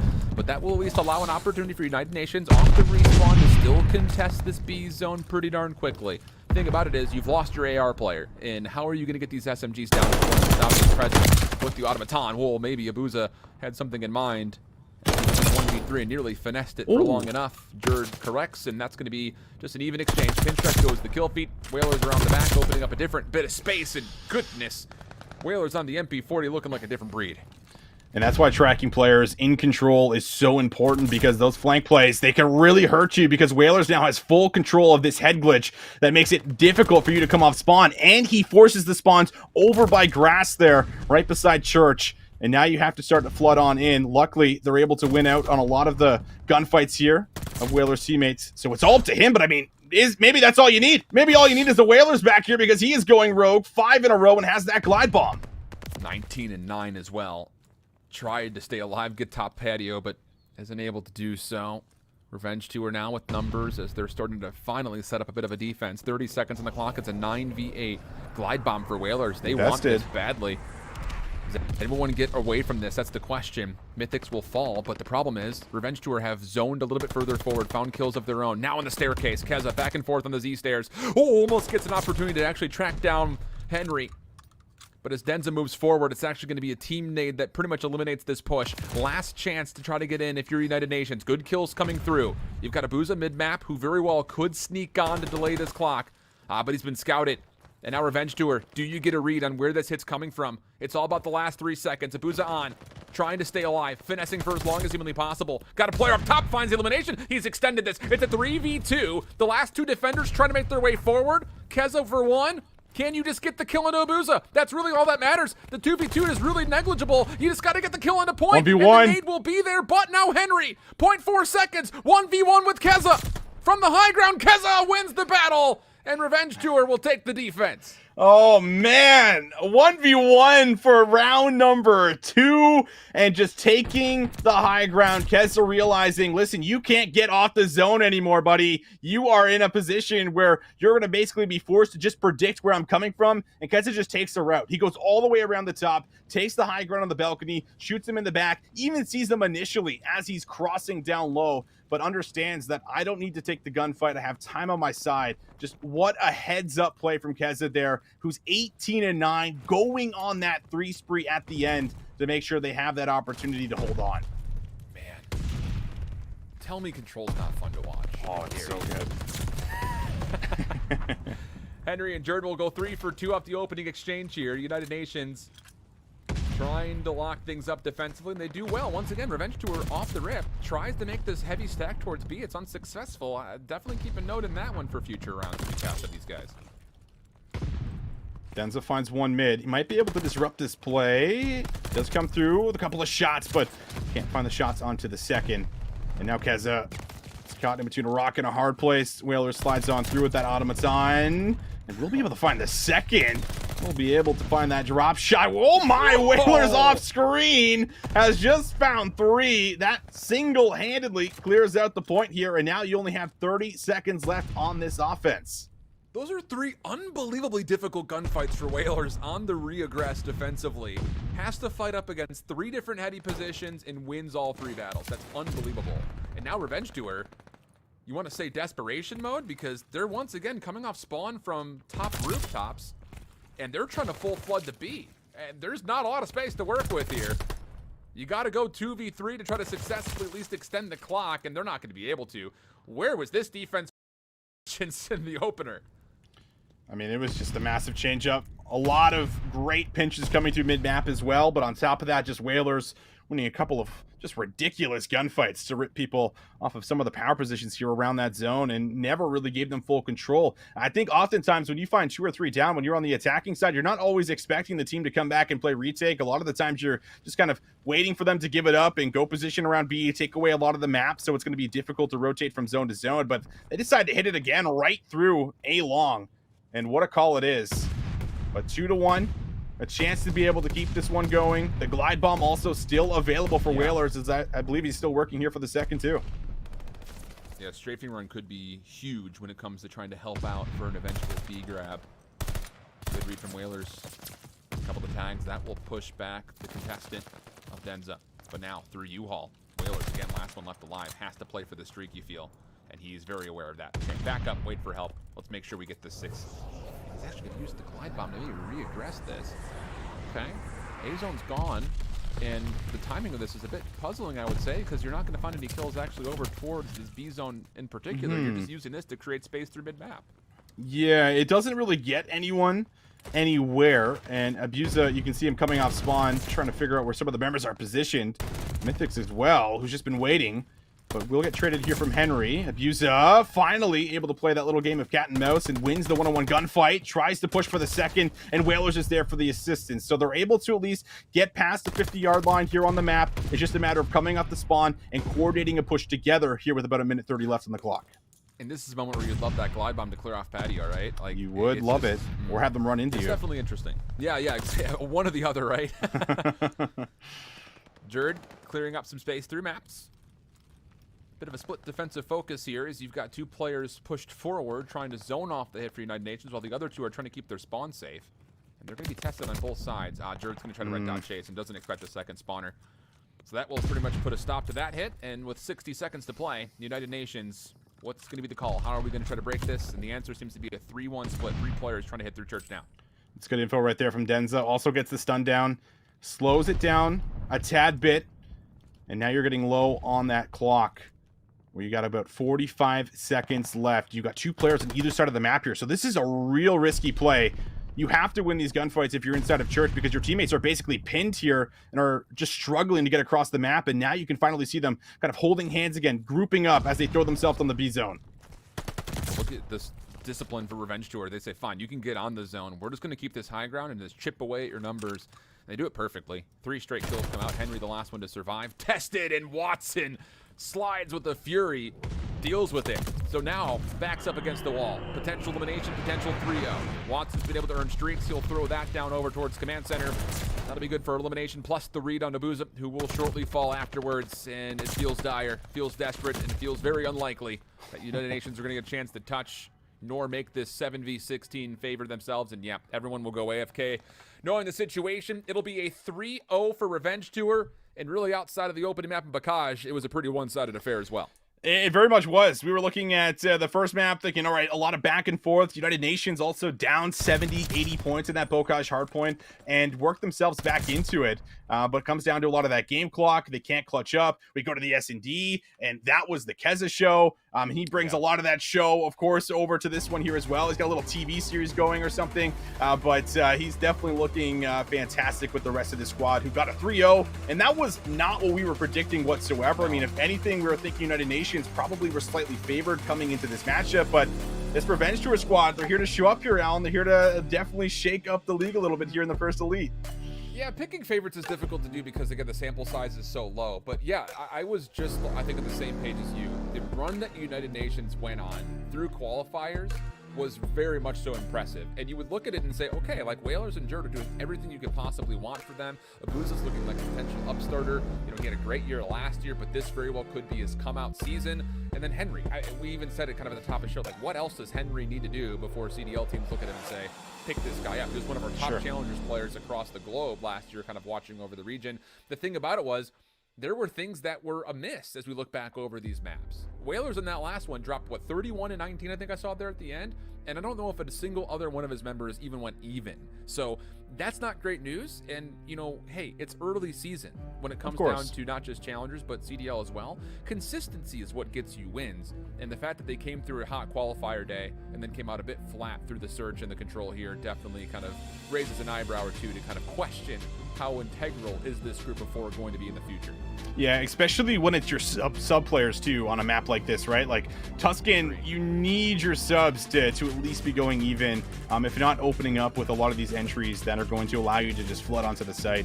And when that's not happening, you get put into that situation right there. So, I mean, you can't take anything away from Revenge Tour. You see it here, 217 to 210. That was certainly the closest one, but also a Bocage hard point, so we know it's always chaos. The S&D was one of the cleanest ones I've seen so far. I mean, 6-1. Keza, of course, I think 11 kills, died once, and then I think it was just a great collective unit coming together here in the very last map where everyone showed up, everyone did their job. There was a lot of just good individual plays as well as big team plays to make sure that they were holding on defensively, they were setting up and coordinating offensively. Exactly what you want to see from a squad that is very much looking to try to do the Revenge Tour itself. And here's the other thing, we were kind of throwing in the consideration of the fact that, okay, Denza gets picked up onto this team after being drafted from Money Farm during Cup 4, and this team comes out and wins. Yeah. Was that a fluke, or is this actually a top contender? I think based on the polish that we saw in the search, their ability to finesse around control, winning an offensive round on Tuscan is no slight feat, and then also just extending the map for as long as possible after a good first rotation in Bocage that started to turn against you. That shows me everything I could possibly want to know about solidifying this team as having potential top 2 on the cards for them in this round robin stage. Very, very impressive series from Revenge Tour. Yeah, you can't say enough good things overall. I'm still expecting United Nations to bounce back. I mean, there's still a lot of great talent that you have on this squad. We talked about Jerd. We talked about Whalers. There was great moments from them throughout the series, specifically Whalers, who was just winning gunfights he shouldn't have, but was somehow still breaking open hard points, was still breaking open control zones. So we'll see if they're going to be able to get themselves, kind of back onto where we had originally saw them in the qualifier here, but definitely going to look at this one and say, all right, back to the lab. I'm sure those tweets are going to start to go out here, but definitely can't sleep on them and can't underrate them. It's still a squad with potential. And the thing about it, too, just to keep this in mind, is that these teams will be playing another round-robin match today. There are 2 slots for EU. We'll take a small break. 2 slots for NA. We'll do the same thing again tomorrow, and then again next week on Tuesday and Wednesday. So for United Nations, how much are you able to collect yourself to then turn around, get into the next series, and make sure you're actually putting together a performance that we kind of had seen from them and evaluated from them during the Elite Qualifier just this last Saturday. So there's a lot kind of rolling. But, speaking of rolling, how about the fact that now Revenge Tour, you've dealt with one of the major contenders that we're kind of looking at as far as maybe expectations are concerned for overall standings for this first stage, and you did it pretty comfortably. I mean, yeah, there were some scary moments in Bocage, but your ability to stay cool, stay collected, and bounce back to find that win against the game clock, massive. And like I mentioned, I'm just going to re-hit it again. That's some of the best search and destroy that we've seen so far out of not just this team, but potentially one of the EU regions, like maybe save Galactics, who looked great. Money Farm as well looked great in search. But that team right there and what they just did on Berlin, loved all the ideas, loved all the setups, and it's going to be a very fun team to watch in search, I think, throughout this round robin. I think so too, and you also got to give a shout out to Mythics throughout the series. We highlighted him at the start. I mean, this was a player that we had our eyes on. How was he going to perform on the day? I thought that he fit in beautifully, just like a glove, exactly where we were kind of expecting based off of what we've seen from him over the last couple of cups here. And of course, finally being able to take things seriously from the beginning of the year. So, I mean, I'm excited for this squad as well. There's a lot of people that I think are overlooking this team as a whole with the names that we have, and with Denza getting dropped and things like this. So there's a lot to prove for them, and sometimes when you have players that are looking to also not only win but prove people wrong, there's a little bit more of a fire lit underneath them, and we got to see that here today. So I'm very excited to see what they're going to bring to the table and if they can keep this going, because this would be incredible if Revenge Tour are able to stay up here as the top 3 kind of squads here as the second seed coming in. I like the call. With that in mind, there are multiple matches that are going on, and with the speed of which we got through those first 3 maps, we will have a chance to look into another series that's going on. And this is a big one. Young Galactics Money Form. Top 2 seeds coming in for a lot of people's minds, even though the seeds may not have fully reflected that. I think just based on performances through the cups, these were the top 2 teams to kind of expect. They've squared off against each other a number of times in grand finals, and they open up their round robin play against one another. At the moment, it is a 2-1 advantage for Money Form. It was a 250 to 173 Bocage hardpoint, a 6-4 for Young Galactics in the Bocage Search and Destroy, and then it was a Gavudu control that was a 3-1 for Money Form. So its anticipations would be that Money Form was able to take an offense on Gavudu, at least 1, maybe even 2. That's an incredible news for Money Form, looking to possibly close this one in 4. That would be, a really special one, because I think you look at Young Galactics as a whole. These guys have, been without a doubt one of the most consistent teams so far in EU, winning a lot of the majority of the cups. It's also the same core 3 from last year that we saw, play on Team War. They played at Rams at the beginning of the year. We were looking at that Rams roster at the beginning of the year now, and we're like, are these guys just going to run through the entire challenger scene in EU the whole way through? But obviously halfway through the season, they did start to slip up a tad bit, but we're still near the top and still had a lot of very consistent performances. So when you have a lot of chemistry and you have players that are often picking up on the game faster than others based off of their match history and based off what we saw last year, it's definitely a squad that you would feel great about beating here on the other side if you're Money Form. So we'll see if they're going to be able to do it. There's also a lot of stacked talent on that team as well, that you could probably just slot that team into the CDL and I'm sure they'd be okay. So yeah, that is definitely one of those big matchups that we have our eye on. The biggest thing about this Money Form team is that, we're coming off of the storyline about Denza, Revenge Tour, gets dropped from Money Form, wins the cup. The thing about that was Money Form had some problems with Beans' computer on Saturday, so they had to forfeit their final match. They didn't get to Sunday because of that. So we don't really know fully how good this team is in tight competitive environments outside of the qualifiers, which, again, they were pretty comfortable running through for the most part, coming in as the 6th seed then. So hard to say. It's really, really hard to say. But getting up onto Young Galactics, finding a chance to potentially beat them in your opening round robin, maybe that does give us all the answers that we're looking for. Because, Young Galactics is like the Wester of EU this year. They flawlessly started running through those opening cups. They looked like no one was going to touch them until that 4th cup where Revenge Tour was able to finally best them in the grand finals. But Money Form has not been able to do that as of yet. So lots of just kind of surrounding storylines kind of orbiting this matchup. And for Money Form right now, you got to be feeling good about coming off of a Gavudu 3-1 on the control, which, again, like I mentioned, that's not easy to do. No, it's not easy to do. And just to kind of highlight your point as well, like bringing Beans into that roster was something that I was very high on, because I was looking at Beans last year, like during stage 3, stage 4, Alan, and we're like, first off, who is this guy? Second, why is he so damn good? Because he came out of nowhere and just started finding himself just getting his footing and just really having those insane plays in Cold War with the AR. I can vividly remember like a Miami Search and Destroy where he almost put up like 20 kills and just completely went off. And I'm like, okay, Beans, I know who you are now. I'm watching you. So I'm really happy that he's been able to get himself into a squad that could very much do a lot of damage here very early on. And it's another one of those prospects that we get to see early in stage 1. How is he going to be able to perform in a new game? How fast is he going to pick it up? All these questions, and surrounded by such a talented roster, you can only assume that they're going to be able to continue to climb the ranks and do what they do best and win. Things is, you've also got not just Beans, that obviously a lot of attention just naturally goes to him because I don't want to say he's like the odd man out, but he's the new guy to the table. He's the new guy. You've got Harry, who just got picked up by London as a sub. If London continues to have a poor run, you almost feel like it's a very easy substitution for Harry to get into that roster. He's played with those guys for so long. But how about Vortex, my man? Like, this what's he got to do for me? This whole team is just Vortex. It's Vortex. Not to take anything away from anybody else, but this guy has had the top overall average placements in Europe for like the last 4 years in the challenger scene. Like, it really is a what else does he have to do? to show that his performance during World War II was kind of fluky. He's been consistent through Modern Warfare. He was consistent in Black Ops 4, made it to CWL champs then. Champions throughout a couple of different seasons that we've seen now in the last handful since Challengers have been around. And he's just always been on what seems to be one of the top 2 teams, if not the best team in Europe, every single stage. What else does the guy have to do? So a lot of focus there, but this is a huge test, trying to wait to get into this matchup. This young Galactics team on the same front, I think a lot of people are already giving the vamos saying, what do we have to do to get Madrid into the CDL so this team can just get picked up and just start doing what they're doing here against the CDL teams? Yeah, that is really one of the questions, because these guys have been so good. I mean, you even go back to Metals and Lucky, like they were on the Ultra bench when you go into Modern Warfare.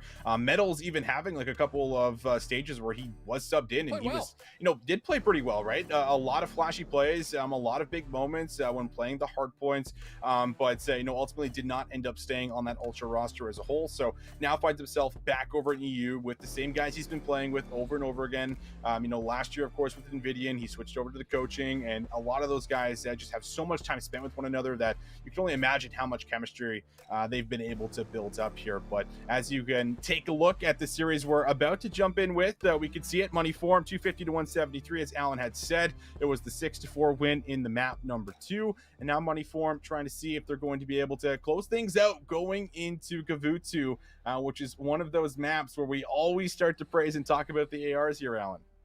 And I'm so glad you just gave me a segue on a silver platter. One of the things that, Proper and Infinity and all of us have been talking about was, is this roster for Moneyform going to be able to handle SMG gameplay, right? Because, technically speaking, you've got 3 very solid ARs. So you want to talk about good news. You're going into Gavutu, which is usually a 3 AR setup for most teams. I think if you're young Galactics here, the pressure's actually on you. Just due to the fact that you've got Wee Man, Harry, and Beans that you expect to run automatons, and Vortex will likely run around with the solo MP40. On the other front, who's going to be the setup, I think? You're looking at Lucky and Metals. They kind of played flex AR roles in Cold War, and we haven't even mentioned the name yet, but Real is by far the most exciting 18-year-old to watch play this year in Europe, if not maybe in Challengers, period. He came out with a hot, fiery fury in the opening. I remember the first cup we casted it, and I was like, who the heck is this kid? What has he done? And fortunately, shout outs to Pablo and Major, who cast the ACCL. Like, dude, watch this kid. He is going to blow your mind. And every single time we've had a chance to watch him play, he's provided that. He's going to have to do that here is what I'm getting at, because the 3 AR setup from Moneyform is going to be very difficult to break in my mind.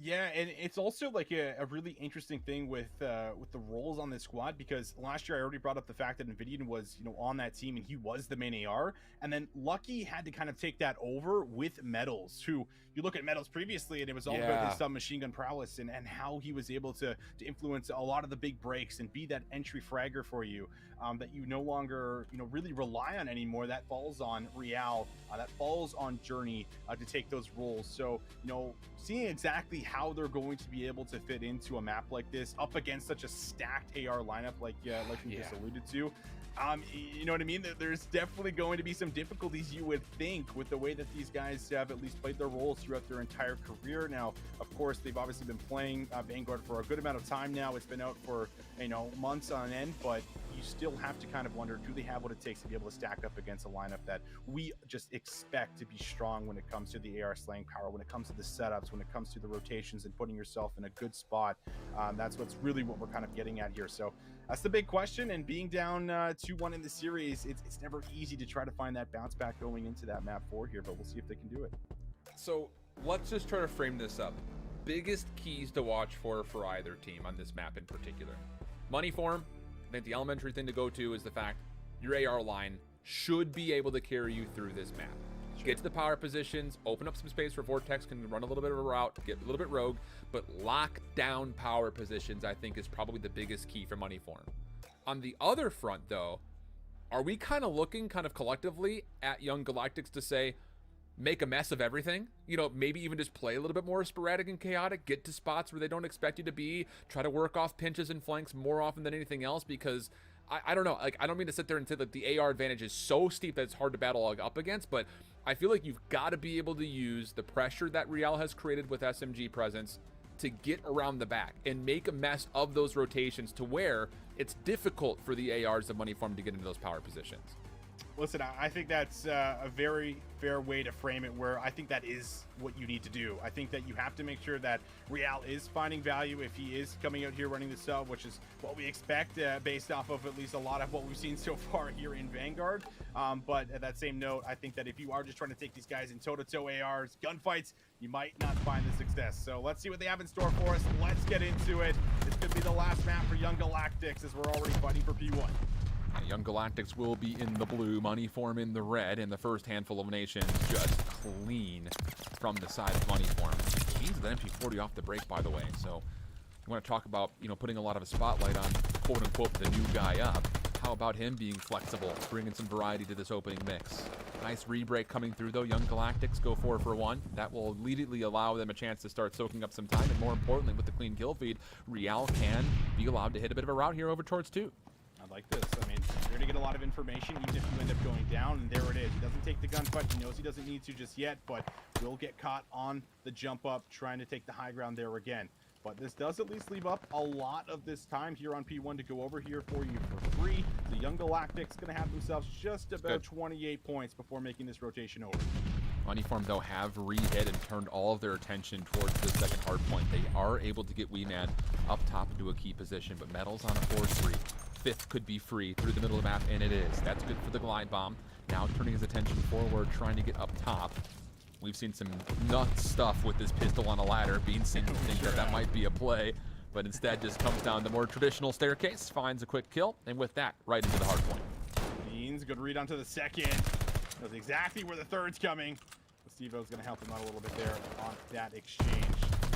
Now you're starting to get yourself in a good position. If you are, in fact, Moneyform, you've retaken that lead. There's 20 seconds up for grabs, and you can see it. Galactics realize we got to chalk this one up and start moving across the map, but you already got Wee Man, who was in a good position, and now will be taken down. Yeah, these have been really interesting engagements across the first 2 hard points. It's been a lot of negotiation and a bit of a tug-of-war, not just for the hard points themselves, but these little 1v1s for who's going to get to the power position first. And then, if you lose that 1v1, look at the focus from Moneyform to send multiple numbers to make sure they can quickly clear. It's a really nice little back and forth between missing somewhere and then recovering as fast as possible. But this time, with the setup around beachfront, it's a glide bomb to help secure it. It's a 4-for-1 exchange. Young Galactics in a great spot to potentially be in a spot to really lock down what is one of our big money hills here in Bocage. Oh, they do find that kill unlucky to make sure that he does not earn himself another streak into play, and a beautifully placed nade. Going to get Real off of the hard point, and well, with that first kill onto Lucky, they're able to actually flood all the way through. So might be able to get the second half of the time on this hill, pending what Lucky decides to do. However, we can see it off screen. It is already the rotation currently being made. Lucky grabs the scraps time, and now it's the fight for who gets the nuke. And initially, with Beans trying to hit a bit of a route, he will be punished. So a decent break attempt here from Moneyform keeps the game, let's call spade a spade, dead even. 6-point gap. But Metals in this forward position, great stun. That will allow Moneyform a chance to take care of at least one of the forward members defensively. And look at the split. It's actually going to force... What? Metals will spawn all the way out. A bit puzzling here. He's going to quickly have to try to do his way back through mid-map to get over and make sure he can help, but wouldn't you know it? It's Young Galactics is probably just as puzzled as we were for a moment, saying, wait a second, let's just lock down these spots, and Metals not really needed in the defensive effort. Good hold here for Young Galactics. I also want to just give a shout out to Lucky at the moment, 15-6 here. We wanted to question how the ARs were going to stack up. Young Galactics, it looks like they're able to deliver so far on Gavutu, bringing that lead in by about 30 points, 20 seconds. Should also be secured. Lucky now going to start to make this rotation. Does get some bad timing, and Beans is going to be able to take him down, but a lot of back and forths. We move across the map. All the scrap time goes over for free, and Young Galactics can take their time here on this rotation. They don't have to rush anything. They have themselves a bit of a cushion. Yeah, but look at Moneyform's positions, though, across the middle of the ship. Got a player up top, player down low at tank. Harry's watching the cross through mid-cut. This is what you would call a picture-perfect hold. But wait, because of the elimination on ship, look at the turn. They completely miss out on Journey, who slipped around the back. That was supposed to be Harry's watching point. He's supposed to keep this rotation honest, but he had to turn his attention to the front, and now Journey can make a mess of the hard point. Gets one player off, but can't find the second. And Moneyform, they bend, but they do not break. Yeah, they don't break, and they don't break because of Wee Man with a couple of big kills there. Finds that 2-piece. Without that 2-piece, they might have been able to come through and at least keep them off of the time. But Moneyform with a solid hold here, looking like That's about a full 60 coming in, and Wee-Man has still stayed alive, eating nades, stuns, you name it. Finally, will end up dropping to the high ground here from Real, who's just going to try to make things a little scrappy for the remaining time. But overall, we go back to P1, and this is a very close game. Very, very tight one indeed. But once again, how about this? Moneyform has been in these positions around mid-map first so many different times, on rotation, on the hard points themselves, but Young Galactics continue to find ways to break in. And it's a variety of weapons that we're seeing. Journey at one point was pulling the automaton, now he's got the MP40 back out, so showing the flexibility, our Young Galactics, and using whatever tool is best for the job. Steve-O MP40 of his own, looking to potentially maybe climb up the beachfront, find an angle, but needs a little bit of help here. Suppressing fire from Beans mid-map. Steve-O just runs in, my goodness. Does eventually get dealt with. The trades come through. Now Beans, next one up. Trying to get on in, find eliminations, but the kills for Young Galactics just too complete. Another 4-for-1 exchange, and it's all about the Galactics inside this first hill. It sure is. I mean, we go back to P1 on the first rotation, and Young Galactics had gotten about 28 points on it here. They basically get every single point, so looking a lot better. And starting to build up a massive lead, and this isn't the easiest hill to try and hold despite having the early setup first for Moneyform, so they're going to have to find a good 45 seconds to make sure that this game does not get out of hand as they make this rotation, and you have a glide for Real, and on top of that, you've been able to at least take down 3 or 4 members. So I said they needed to find the kills, and well, they're able to find all the kills for Young Galactics, and now they're right back on the hard point. Journey just found a 3K. All of that through jungle pathway. Lucky's on 5. Give him the 6, that range. What is that? 10 straight kills for Young Galactics, and Journey's not done. This could get dangerous very quickly. 5 in a row for Journey. The 1v1 with Beans nearly locks it up, but it won't make too much of a difference. He's got teammates to help get the trades, and now this game a bit out of hand, and Metals will absolutely cement that point as he wins a close-range gunfight with the automaton onto Beans. Eventually bounced out of the hill, but Real's here to pick up the pieces, and Young Galactics teamwork around these middle hills, exquisite by nature. Oh man, and now you just get the scrap time. Moneyform are like, oh, all right, we'll get the next 8 seconds or so, but we gotta somehow get ourselves all the way into the back. And Wee-Man, I believe the position should be known, and whoa, he goes to the pistol. That would have been an unreal kill. But Metals to make sure that none of that happens. And now that you have flat gun control, you're in a position where you can try to get there, but streaks are coming down, and Young Galactics are looking like they might just have this one locked up, as we'll just start to see everything thrown here, including the kitchen sink. Yep, just glide bomb kill after glide bomb kill. Though has gone a bit unknown. Good first. Opportunity to quickly take the second. That leads to a break and a spawn flip. I mean, let's not get out of hand. It's a great play for Beans, but it's between you and 10 seconds in defeat here to go to map 5. So the expectations are not super high that this will lead to a full-on comeback, especially the 4-man feed here. You've also got the ability for Young Galactics just to play leader's advantage and back up to the new hill if they want to win it there. But instead they decide, no need to delay the inevitable, let's just jump on, win the game right here on the 3rd, and that will indeed be the case. And hey, we talked about, what are the win conditions for each team? Moneyform, we said, get your ARs in good positions and don't let Young Galactics get crazy on you. Young Galactics got crazy on you. They got real crazy real fast, and I mean, it comes a lot down to, I think, Lucky. I framed up going into this, he has kind of taken more of this main AR role. We saw it, start to unfold during Cold War. We see it here, and he's obviously put up an insane stat line to make sure that his teammates were always in a position where they were on the time, or they were at least able to rotate without fear of another AR cutting them down. So that is really the benefit of being able to go double positive and allow your subs to be able to play a little bit more rogue, like we saw near the end, where Journey was starting to find his footing and started to find that groove and went on another spree. And then once you get to a point where you've chained a couple hills together, usually that means you got a couple streaks in the back pocket, and they all come raining on in there for the open hills. So a beautiful job here. Not what I was expecting, but at that same time, this has been one of the squads that has been so consistent throughout the beginning of Vanguard, and they're showcasing it here in their very first Elite match.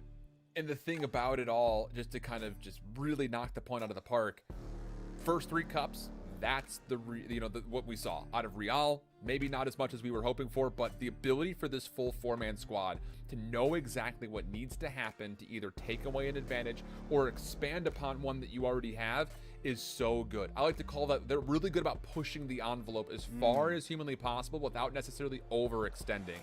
Really, really good stuff through and through on the Gavudu from the side of Young Galactics. With that, though, map 5 between potentially 2 of our top teams, This is just day one, man. It's just day one of Challenger season. Are you kidding me? Can't take I it get out. so lucky.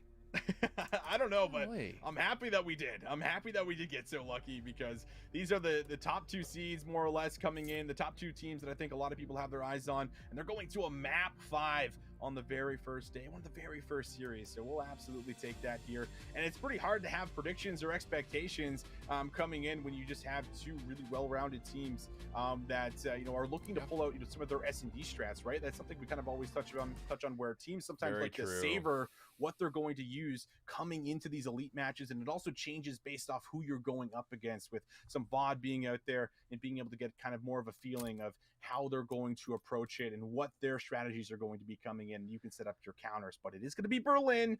And, well, we know that Berlin definitely gets Mixie in search and destroy. So I am very excited to see how these two are about to square off against one another. And both of these 2 teams, just for what it's worth out there, they have showcased great early awareness of what search and destroy in this game is going to play like. It's been really fun to watch these guys throughout the opening cups, throughout the opening qualifier.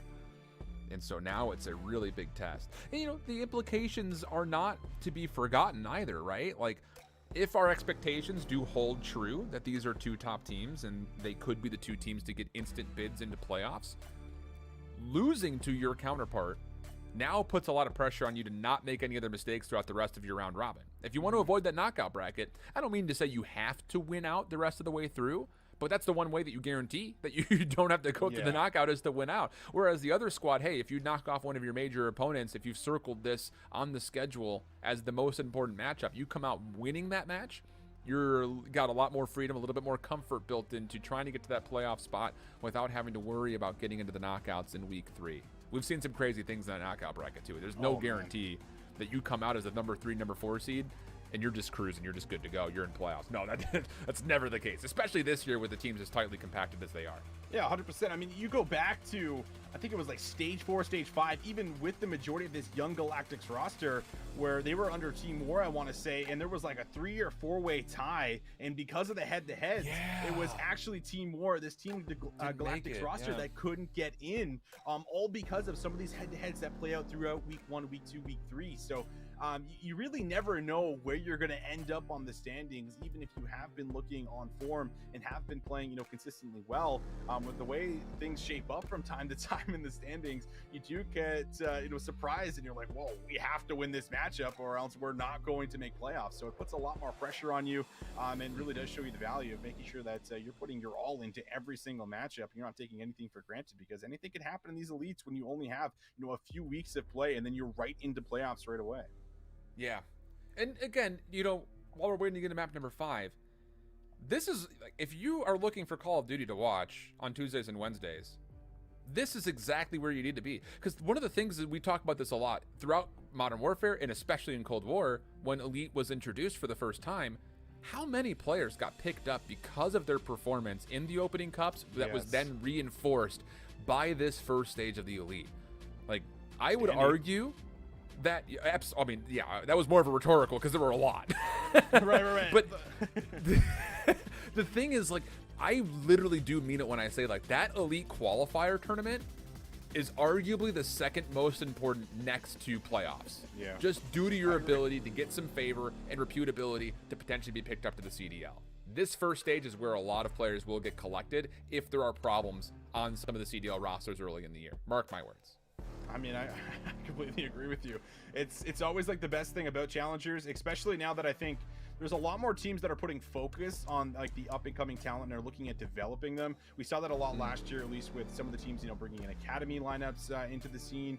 We saw that, of course, just with, trying to get a little bit more practice with specific players. We saw that with mental and things like this. So there is definitely a lot that is happening in the challenger scene. And then when you have 12 new players that are brought onto the CDL at the beginning of 2022, I think it shows you just how much talent that we have. And it's almost like, man, we need like 4 more spots, because we could fill up all those teams with great squads to be able to come in here. But when you don't have the luxury of being brought in with another 4 squads, you have to look at standing out, which isn't always the easiest to do. But we do have some of these guys that we look over. We're seeing some of them today. Mythics, of course, a great shout. We're going to see Whalers do what he could. And now in this matchup where you just have so many players that have just been in challenges for such a long time, to like, man, like, Like, what do we have to do to be able to, get that next shot? Your vortexes, your luckies and your medals here again. So there is definitely a lot happening, within this scene overall. And like Alan said, that's why you have to be here looking, on your Tuesdays and your Wednesdays to see who's going to get pulled up, because ultimately we know people are going to be roster swapped in and out throughout the year. It's just a matter of who that's going to be. So mark it, subscribe to the channel right now, by the way. Yes, turn that little notification bell on so you know exactly when North America comes live later today. And then, of course, tomorrow when EU restarts up. Long way to go for this first stage, and we've already been treated to a handful of incredible maps. So definitely make sure you're sticking around. We're loving having you guys here for the opening of Challengers. This map 5, though, could potentially be a big key difference maker early on in this EU stage between some of our squads. And kind of just looking over some of the other results while we have a chance to.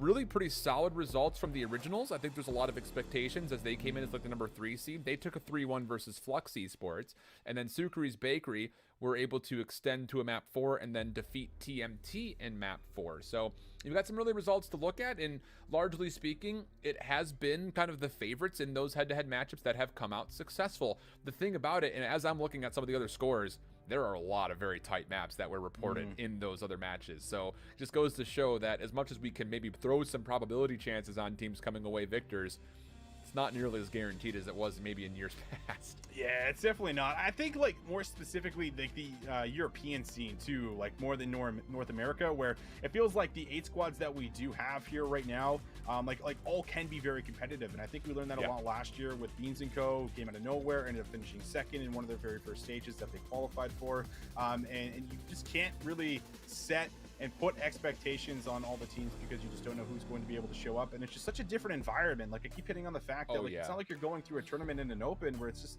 series to series to series. You're talking about, what we need to change fundamentally. You're now more talking about what we need to change, against this team, or what we need to prepare for when you're playing, 2 specific teams on the day. So I think that definitely has a little bit of a different feel to it. But I'm with you, Alan. I mean, you just never know which way these ones are going to go. So that's why it's like a good thing we're not all doing predictions like at the beginning of the day, because holy, bro, could you imagine?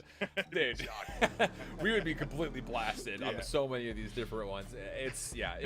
Maybe we should, just for the content's sake, maybe we really should just go out there, throw them out publicly, let the players have at us, because let's be honest, that especially these European players absolutely will. That's too much. I will put it this way. I think as much as we're really excited to see how some of these full squads are going, I don't mean to kind of take the North American mentality of like, we're also trying to put spotlights on individuals. Yeah. But like, hey, players like Real have already kind of teased the whole contract signing gift. Like, is he being picked up potentially as a substitute early? Those are also things that kind of keep in mind, is there are still sub spots that are needing to be filled for some of these squads. So who knows? A lot to kind of consider. The podcast comes to a close as we cinematically look through the very treacherous, wintry mix, if you want to call it that, of Berlin. Map 5 between 2 of our top teams in Europe. I'm not going to lie, there's no mini-map blocker to save you. I'm excited to see what these guys have to offer for us here in the opening matchups. Yes, I am too. I get to see exactly, where everyone is going. We don't get to just kind of, I think this guy's going over here. No, we get to see exactly where everyone is positioned and right into it. It's a pretty slow start, but it will be the bomb kind of inching through the middle of the map. It gives them options where they could take fire control. In Real, we know one of those aggressive players. He could open up with a big highlight play here. The thing is, Real's just waiting for the information. He's waiting for the players to start shooting down. And he's going to get a little bit of a lineup. Oh, the timing is exquisite. B will be 100% vacant. Easy plant coming through, and look at the post plant. A lot of this is just off of Real's position. You're letting him go a bit rogue. Do you want it? Do you want it? No, not the case. Weeman able to track down. Makes this a doable 2v3. Yeah, it gives you a lot of information now, though. You still have so much to try and clear, but they're clearing it. And they have 25 seconds to work with. This is still very doable. If Beans can find this kill, and Beans! Oh, he almost finds the other, but I think he's just going to hop it. Is he going to be able to get this defuse? Journey's expecting the push, but Beans has called the bluff, and he makes the play happen. What a 2 versus 4. That is unbelievable from Beans. Everything he just did was 100% correct. Get the trade mid-map. Push with your teammate who's watching long. Get the information on the player holding close by tank. And then the beams onto Journey to push him back. He had to have been 1 HP. There's no way Journey can retake that fight. Beans knows it, hits the bomb for the quick stick. Unbelievable heads-up play from Beans. No hesitation on that play. None. Oh, well, you got to recover and take a deep breath, I imagine, after that one. But Real does come out, swings wide, and Metals can't get a trade in. So another 2v4 situation. Lucky this time around is going to find Steve-O. We have an opportunity of trying to drop this bomb, but Beans is going to take a long-range gunfight. This position now going to be... Lucky can't do much from this spot, by the way. Yeah, I was saying, Wee Man's holding secret. There's really no way he can make that play from the window, bounce out, and then re-hit to contest. A lot of it was kind of hinging on this 1v1 between Journey and Beans. This time, Journey is able to get a little bit of slight revenge. But it would be a 1v3 required. MP40 in hand. Now over towards the bomb site. One player close. Laying prone. That's Wee Man. And he pops up at the exact right moment. Money farm up 2-0. And that just comes back to, the first 2 kills that come through on the site, right? Because I talked about 100%. it earlier on in the last series, where on Berlin, you're typically going to stack a 2-2, or you're going to have one person play a little bit safer while the rest of your teammates watch over mid in the B-bomb side. And that's one of those moments where you peek wide, you lose the gunfight, Metal doesn't get the trade, and as soon as you lose both of those players at the start of the round, well, that pretty much guarantees that the site is likely going to be open for you. And as your 2 other teammates on the defensive side need to make their way across the map, there is just, again, so much to try to clear through before you even get close to that site. So 2-0 start here, looking solid. And how about the shots from Lucky, though, on the first blood? Will absolutely fry Beans here right off the rip. That's a really good awareness play from Lucky. That's the same defensive setup for Moneyform in the first round. They smoke, they try to cross 2. One player kind of holds down towards the side door at secret. This time, Lucky says, if they throw that same smoke, I'll have a free angle on the player that could potentially be down low. Really good read. So the first 2 kills cleanly collected by Young Galactics. Steve-O, the sole defender at the A site. Good first gunfight. Please, no. Surely not. Over the top. Nearly gets a look at Real, but the shot's just a little bit too crisp. Leaving now Wee Man. 1v3 of his own as the bomb gets planted. I don't think anyone's going to budge. Real's like, I'm just going to prone here. Don't mind me. And Wee Man's really hoping for someone to get a little bit over aggressive, but it's not going to happen. Lucky's going to watch this flank. He's sitting in the bottom corner of that train station while his teammates are ready to trade one another as soon as Wee Man were to pop into the site. So I think he realizes that I'm just going to play my life 3 in a row right now, try to work for that glide for the future rounds, and just kind of post up. And I'll just take the other perspective really quickly here. The first 2 rounds for Young Galactics, I actually like the fact that they're trying to come out and establish tempo and pace. You forget about that first round. The 2v4 is just an incredible play from Beans, really. I mean, your opening setup, your opening execute for Young Galactics was flawless. You had 2v4. Okay, we made a couple of mistakes. Forget about that. Go on. First defense, you try to set up a bit of an aggressive look through the train platform. Doesn't work out. I didn't see a stun connect. There was one there, but one didn't connect. So I like the idea. Now here in the third, it's about the chess game. You learned what happened in the first round defensively. You put Lucky up through mid. Really good collection of the first kill. Then behind that, you know exactly how Moneyform are going to try to rotate. You know you should have also an isolation towards A. So the awareness for Young Galactics, very high, even though they started off 0-2. And now I'm curious to see, what do you do defensively here after your first aggressive setup did not work for you? They might go back to that 3 players over by B. One person kind of watches over A. Holy push. Bo, he's trying to hit an aggressive route right through mid-map. Will be punished here through B long. Lucky finds the first blood here again. Back-to-back rounds. Riel reads Beans close, and now you're getting picked apart 4 versus 2 in favor of Young Galactics. This is the 2v4 that should not happen, by the way. You've got really good position around B. Real gets traded. Sure, he didn't have a lot of room to work with, especially with Wee Man just waiting to get that trade from top third. But this bomb can't go A. You don't have any information on what's over towards A. So this is going to be a force play for B. And wait a second, Young Galactics, they've backed off their forward position. Journey gets seen here. Smokes his feet, wants to get back over towards the site. It's the right idea, but Harry's here to contest. This is, okay, hold on a second. This is actually doable. It is doable. This bomb goes down, and if Harry can at least go 1 for 1, he's likely going to stay on the site. So they're just playing for Wee Man to not only play the clutch spot, but also earn himself the glide bomb. But Harry's gone down. Let's see if Wee Man can at least work himself for the clutch or at least the glide. Good first kill. 5 in a row. Gets to play through boxes. Oh my.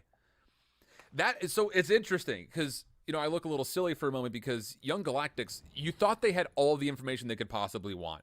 You know that Wee Man's up top third after the trade comes there in Real. You stop the initial play aggressively in front of you at Fire. You should have known there were 2 players that were there, but Young Galactics kind of second-guess their setup for a moment. They start to wrap away from B, and when Journey gets out of the B site, that's when the window starts to open a little bit. Obviously, the bomb gets planted.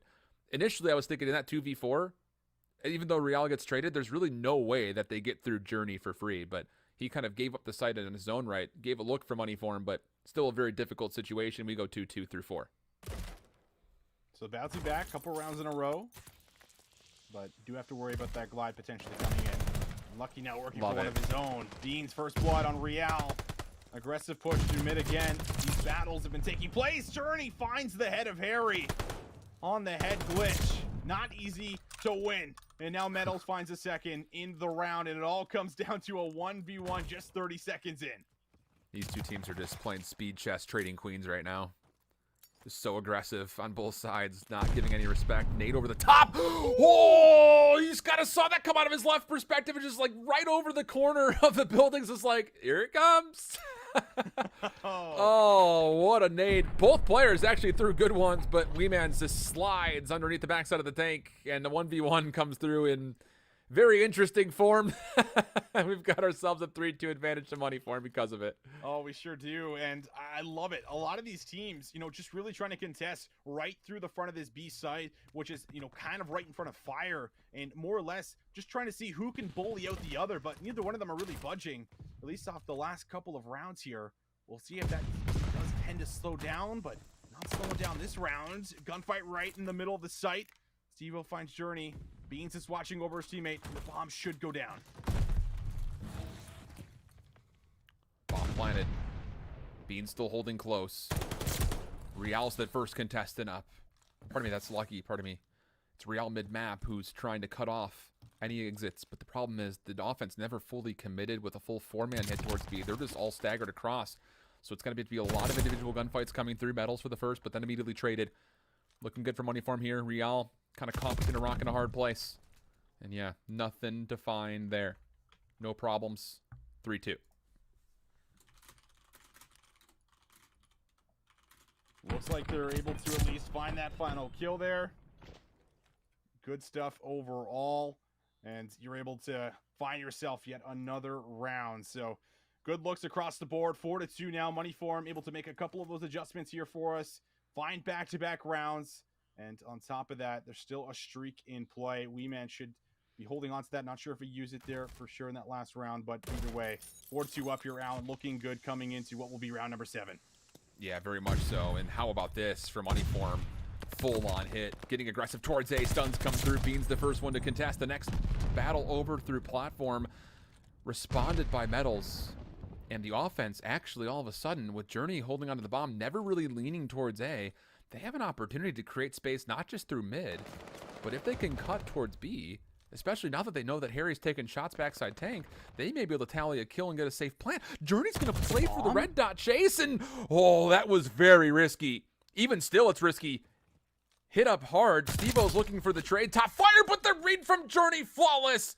And now the last defender's Beans on the opposite side of the map. Oh my goodness. I mean, that is one heck of a play, and Beans now is just hoping that he can get the right 50-50. Hopefully they rotate over to me. And, well, that, of course, is not happening whatsoever. Journey's just going to drop that bomb down, and now Beans forced to try to clutch up here in a 1v3. He could play for kills, though. Remember, money form is up by a couple of rounds, so I would not be surprised if he tries to take this real slow, work into the back, see if he can catch one off guard, or maybe even just completely play his life, as looks like is going to be the call. May as well. Like you mentioned, it's kind of the same situation we saw from Wee Man in round 2 at the end of that one, where it's, or round 3, pardon me, where it's like, okay, I'm on 3. I'll just hold, I'll save. We had some good favor off of what we already pulled on a couple of nice kind of clutch up moments on earlier rounds. Although Metals does want to try to contest, and that's a brilliant find. A little Where's Waldo action for him. Tallies it. And with that, we're just back to a differential of 1. Oh, man, these two teams. It's not the fact that the score is staying close. It's the little responses in the opening setups that are just really well calculated on both sides. It's been a really, really fun search to watch. Yeah, it has been a fun search to watch. And I mean, Journey also made one heck of a play there that, we could have very honestly been flaming this round afterwards. Like, Journey just pushed up, lost his 1-on-1, and now the bomb's down. And now Moneyform are up 5-2. That very likely could have played out, but Journey feels the need to make that play, does so successfully, wins out on a couple of gunfights here. So now 4-3, Young Galactics within one. A nice peek over the top here. Beans gets a lot of shots in, but can't find the kill. Moneyform's playing TDM. They left the bomb in spawn. They're looking to get all 4 members forward here. What a gut check call. Journey's in a really good spot. I don't think he's aware of it, though. Player just above him gets dealt with, and now Journey can actually make this pinch come through. Beans caught. What a weird call from Moneyform. 2v2. They do not have an objective to play off of. They have to play for eliminations. Getting all the way back to train yard to collect this bomb is kind of out of the question, considering where Young Galactics are currently positioned. It's going to be largely on Steve-O. He's deep inside a lobby. Can he make a play forward and maybe find Lucky to open up a 2v1? Oh, yeah, he spotted him. He doesn't take the gunfight, and he's gonna read it! Takes the shots and finds Harry, and it all comes down to one, and they find him! Young Galactics work the map, play with one another, and they'll be able to tie us up at 4 apiece. Steve-O's gonna kick himself. He didn't check his right. Lucky was tucked in the right corner. Steve-O made the play through lobby, never looked right after he got through the doorway, and Lucky watched him walk out. It was off screen, but if you were paying attention to the minimap, you saw those arrows kind of interacting with one another. What a call from Moneyform. It's kind of like going out there all in on a pair of, not even a pair of anything. It's a 7-2 offsuit here in Texas Hold'em, and the bluff doesn't even get called. It's just countered. What a play. But how much is that going to punish? You got to remember that with streaks off the table, we're at a dead even game and a big 1v1 opener for Steve-O to give an early first blood advantage. Yeah, Lucky's been really good with a lot of those first bloods here throughout this map. Not the case in that exchange. Vortex gets revenge. 4v3 now. Bombs hovering around B. But again, Steve-O finding and picking apart everyone. And now Journey drops here too. It's up to Real in what would be a 1v4 time to play with. But I don't see this one going too far. The stun check also confirms he is caught in between, I guess, a window and a hard place right now. Well, let's see what he can do. Nice little finesse play, though. Moneyform were looking for the chase down through stairs, and they didn't quite see Real because of this little elevation change. But, I mean, it's just... How do you 1v3 this with 25 seconds and no bomb? Yeah. I think the answer everyone's saying is, you don't. Yeah, come on, Shift. Clearly. Steve-O gets the tags. Yeah, this round will come to a pretty anticlimactic finish, you imagine? And with that in mind, it's Moneyform to get to 5 first, as now time is officially established. There's no chance to get to the bomb or plant. And Real's going to... I mean, you're not really playing for streaks at this point, right? Like, you're on 2 with 2 rounds to play. Like... 5-4, Moneyform. What are they doing coming into this round? And who, dude, if anyone, for real, is going to take these aggressive challenges off the start? Because that's kind of been what's been working so well, at least off the rip here. A lot of the times offensively for the side of Young Galactics. But now that we have offense first here for Moneyform, they've opened up a couple different avenues where they have been able to make successful plays at either bomb site. They're making an aggressive hit. This might be a smoke down. This might be just all about the plant. But Lucky with the first blood again, Allen will take down Steve-O. You're right, by the way. This whole setup when Wee Man goes top tower, it's 100% a play to B initially. That's the whole call. He's watching the mid flank and the cross out of train. Everything else is the 3-man hit towards B, but that opening nade completely takes it off the table. They've got no pressure in front of B. They don't know what's dockside. You have to now hope that you can play for picks through mid-map, which is exactly what Harry's trying to do. And they're not even really able to isolate Journey because Wee Man is still so worried about a potential push-through, knowing that Young Galactics with numbers likes to play aggressive. Wee Man still has this glide, but no way it's going to come out in this round. Unless Beans pops a 2-piece or something along the lines. You know, Journey might be around this site, might be in the site, but you have such limited information with the picks that have come through here now. Beans and Wee Man, 25 seconds of the clock. They're going to try to play for the plant. Yeah, Wee Man will fall at range. Now you can just know you have a full surround, get aggressive, and yeah, go for a swim, why don't you? Send it to a round 11, denies the kill. Not that it would have made too much of a difference. Oh, Oh, brother. Round 11, map 5 between two of the, at least for now, statistically top teams out of Europe through the first 4 cups in the qualifier. Yeah. What's the play call here, man? I mean, man. both teams have been throwing haymakers at one another. I mean, literally in that last round with an aid there from Lucky, too. Throws it, finds the blood. I mean, a lot of this battle has been Steve-O, Lucky. They're going to try again. Oh, man, it's going to be a little slower this time, though. They're going to wait for the nades. Yeah. I like this adjustment, but here comes the glide. Let's see what Wee Man can find. This was the entire setup that they wanted to do last time, but you called it. They just didn't get a chance to get it going because of the nade. So now you get a read. 3-man stack over towards fire. How about this? Journey wants to go forward. Smoke will allow maybe to play for a contest off the exit. Doesn't win the first gunfight. That was the only contest that Galactics had to stop this post plant. You still got Wee Man top tower. He finds the kill mid-map. Lucky, not going to find the opening onto Harry, and it's a flawless round for Money Form. That was the exact same setup, but this time they will not be foiled by the set nades. Money Form in 5. Oh man, Money Form getting it done. 6-5 here in the map 5. Unbelievable. Those final moments, those final play calls. I mean, it takes a lot to say we're going to run the same play back. This time, we're just going to wait for those first couple of seconds there, Alan. We're going to make sure that that pre-nade does not find the first blood. We're going to take it slow, and then as soon as those nades come through, it's all about just rushing right into the site, and they do it together so that they can play for the trade in case someone is locked up in one of those corners.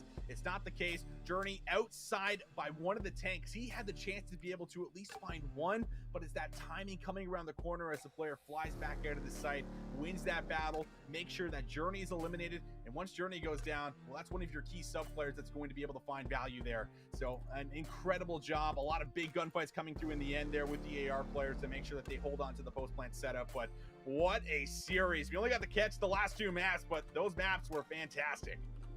Yeah, unbelievable stuff. We'll take a look back at this map series because both teams would win a hard point. Both teams would win a search and destroy, and the difference maker would be that Money Form win on the Gavudu control. 3-1 in nature. But man, these two teams, oh, it's going to be fun watching these guys progress. Obviously, it's not going to be the last that we're going to see of them, even on the day, by the way, because our next scheduled match will follow Money Form into their matchup versus TMT. So that'll be interesting to kind of see what TMT can offer after they suffered a loss to Sukri's Bakery. But wow, I still, that round 10 into round 11, to call that we're going to make the same exact play again, it just goes to show that, yeah, a lot of confidence, feeling pretty sanguine about what the initial setup was supposed to look like. It got a little foiled. Okay, our mistake, no big deal. We'll take the round 11, make sure it executes correctly. But that's just our first set of stuff that we've had so far. Again, we started our day with United Nations versus Revenge Tour. That, a 3-0 for Revenge Tour. A close Bocage, though, to be fair. 217-200, dictated by Game Clock. And then it was all Revenge Tour. 6-1 on the Surge, 3-1 on the Control. Next up, Money Form, following them into their next game versus TMT. And then you see the break on the schedule. That'll be enough time for us to kind of reset ourselves and get ready for North America, which will kick things off tonight, starting at 3 o'clock-ish Pacific time, 3:30 to be exact, 6:30 Eastern. So if you're not already following along with the COD Challengers YouTube, do it now. Come back. We'll see you. Not only just for North America, but after this short break, we'll be getting ready for series number 2 in Europe right after this.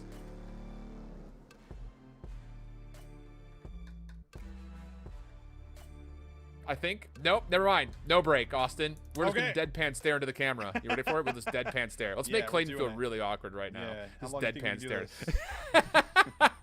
Not long enough. I can't handle the awkwardness. But it looks like actually it's because we are getting kind of into this series, hopefully pretty darn quickly. So that's kind of the intention. And maybe we have a second here just to kind of talk over those results again quickly, just as we're kind of recapping over that first series. A lot of the expectations in these opening matchups were that there were going to be some pretty heavy favorites, maybe save what we got out of the Young Galactics versus Money Form. The Originals, a lot of excitement about what this team has been able to bring, a lot of improvements from where they were in the first cup. They found a 3-1 versus Flux Esports. We already mentioned Sukri's Bakery, a 3-1 over TMT, and then the 3-0 that we had there. Any teams in particular that you're kind of looking at from those results and being maybe a bit surprised by, or maybe just reinforcement to expectations that we may have already carried into this? Yeah, I think reinforcement on Sukri's Bakery. I think that this is actually a team that might be able to find a little bit of value. I think that they just have a lot of superstars on that team, a lot of young guns as well, where Yako's trying to, you know, bounce back after the poor performance last year with Team War. And then, of course, you have Sukari himself, where the team was named around him and he just went off in the qualifiers. So I think this is definitely one of those teams that you do have to keep your eye out open for. And I think they did find that first win. So we'll see if they can maybe combine with a 2-0 day here throughout day number 1. We'll see. Now we're ready for a bit of a break. So we'll get ourselves rehydrated, everything ready to go for our second series here in Europe, right in the backside. Don't go too far.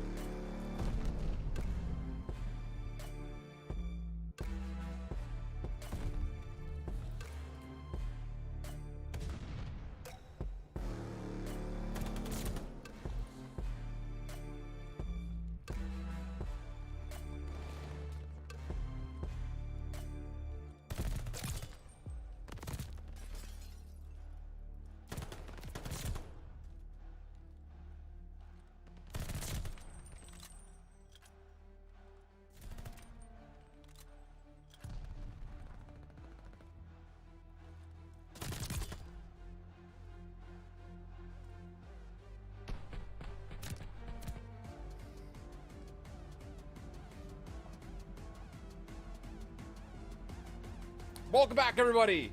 We're trying to figure things out over here. We're doing things, the same, but they're also different, right? It's the way it goes. We're through our first block in the round robin phase in Europe, and we were able to catch a little bit of everything. 3-0 in the opening, our predetermined match, and then a round 5 between two heavy hitters.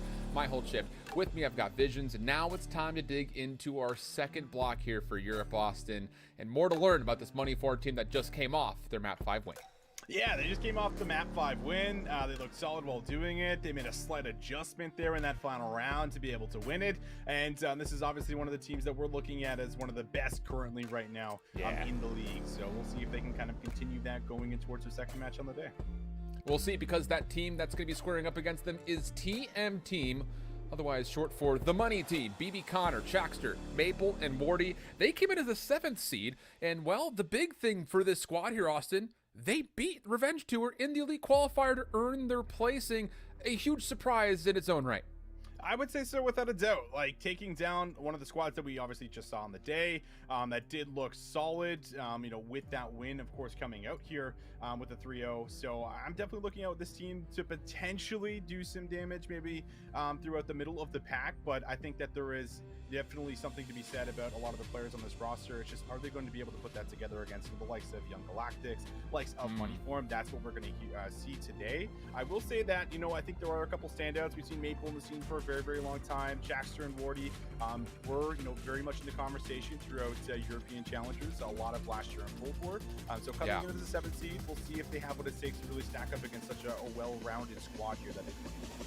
The interesting thing, Maple did join this roster just for the Elite Qualifier. Before that, though, the core 3 of the other ones that are a part of this squad had never been in the top 4 this year. So Quals was their first time that they actually were able to get to the top 4. So we'll see how much is to be learned from that, or how much of that is just, hey, we just needed to find a better 4th, and wouldn't you know it, Maple's the guy. He has been that guy, by the way, for the last handful of years. So interesting stuff from start to finish, and I'm glad that you touched on Chaxter, because a lot of my focus will be towards him.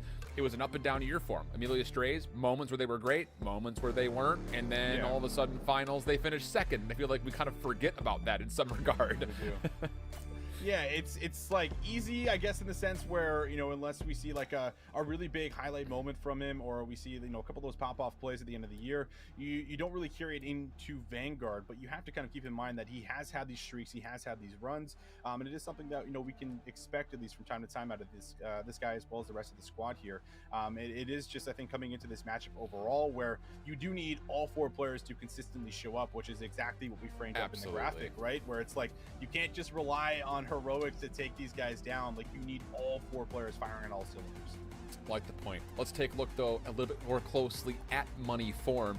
As mentioned, we watched them through Map 4, Map 5 versus Young Galactics, and they looked pretty darn good. The questions really were just, kind of the controversy just before Cup 4 happened. Harry, Vortex, Weeman, still a part of that same core 3. It was Denza that was here before, and we framed it up.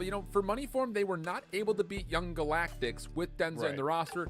They drop him, bring Beans in, but didn't get a chance to really make a good go of Cup 4 because Beans had PC problems. So, hey, we just got off with the result from from Young Galactics. So, is Beans the answer? So far, it looks like yes. Yeah, it's a hard yes. I mean, Beans was also making a lot of big plays there for us as well. At the beginning of that search and destroy, he pulled off that 2v4 that really kind of snowballed a lot of the momentum that they ended up picking up there for themselves in that final round here. So I'm definitely excited to see if they can continue to keep that going. But I mean, without a doubt, this is one of the strongest teams that we currently have right now in the Elite. So there are a lot of high expectations, which means that if you are TMT, you can come in here and then you have nothing really to lose. You have no pressure in the sense that if you can show up against these guys, stack up against them, then you might actually find yourself in a decent spot, maybe even a playoff spot going into the next few weeks.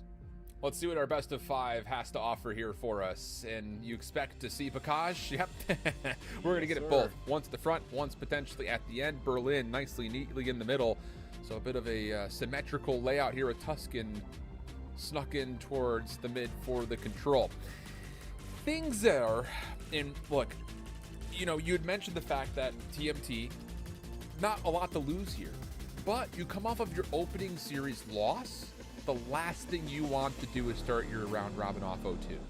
So there is a little bit of pressure here, right? Like, you don't expect to go up against Money Form looking at the schedule and say this is a team that we should beat, But if we could find a way to beat them, not only would it put us in a great spot for the round robin overall, but it'd be a great way to turn around this opening day. We'll see what we get. Moneyform will be in the red. In the white, TMT. And our opening kerfuffle around the opening hardpoint continues to just be that. Just straight chaos as the SMBs get to life.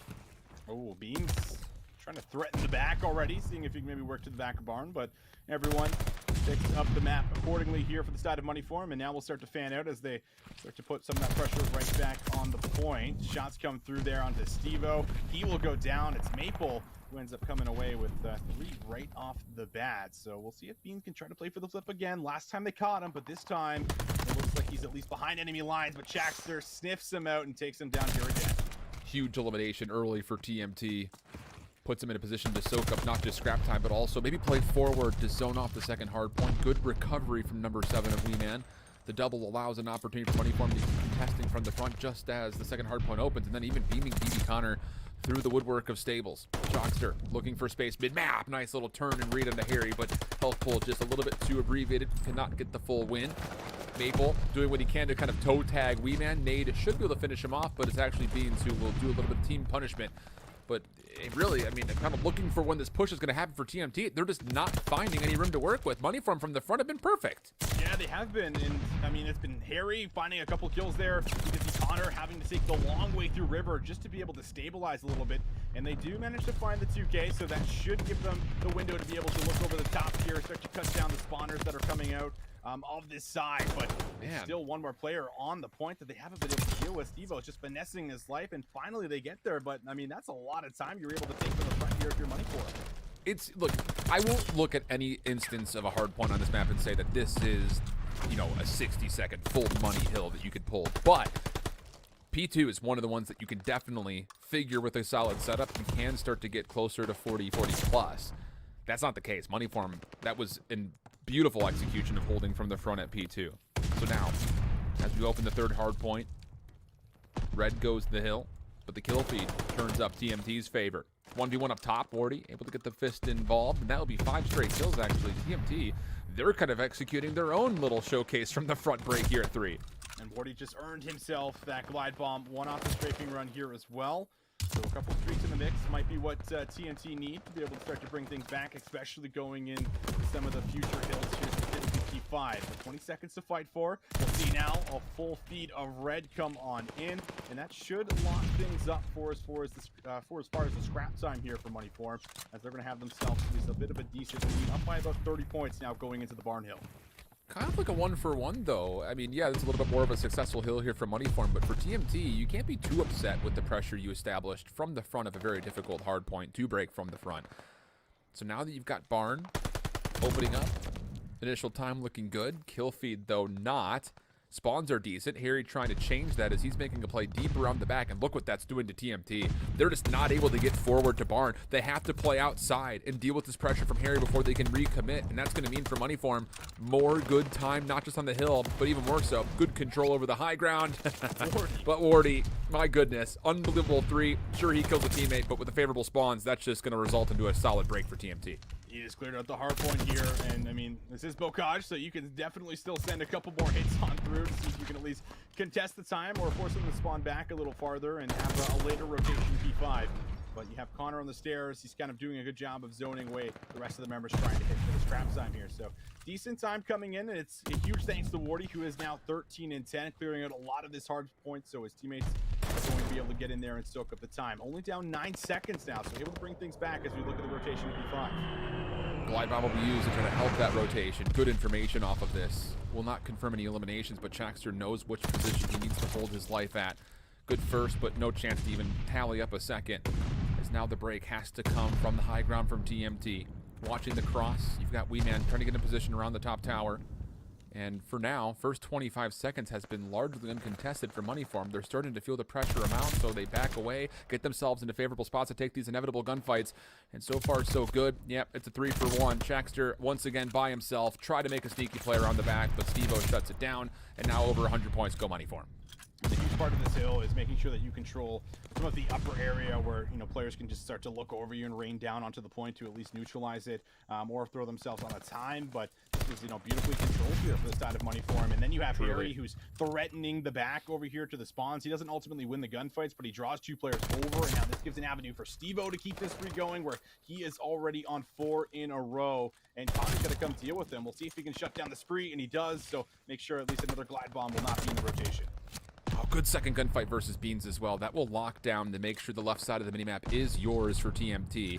And with a 4-for-1, somebody can hop hill here and actually start accruing some score. Good read here, largely from TMT. Another good favorable kill feed, but they've missed an area. Steve-O gets around the back. He's going to be able to combine with B-Man for 2, and just as soon as you see TMT put together what looks to be a flawless setup, they miscount. Someone gets around the back, and it immediately allows a chance for Money Form to recontest, if not also score on their own.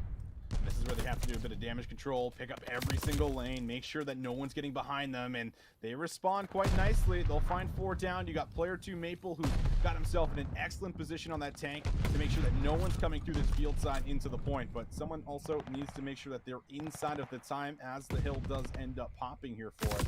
So 89 to 122. Harry finding the double kill. Steve-O getting the 3rd. This could ignite the push into the back, but Connor somewhat saves the play.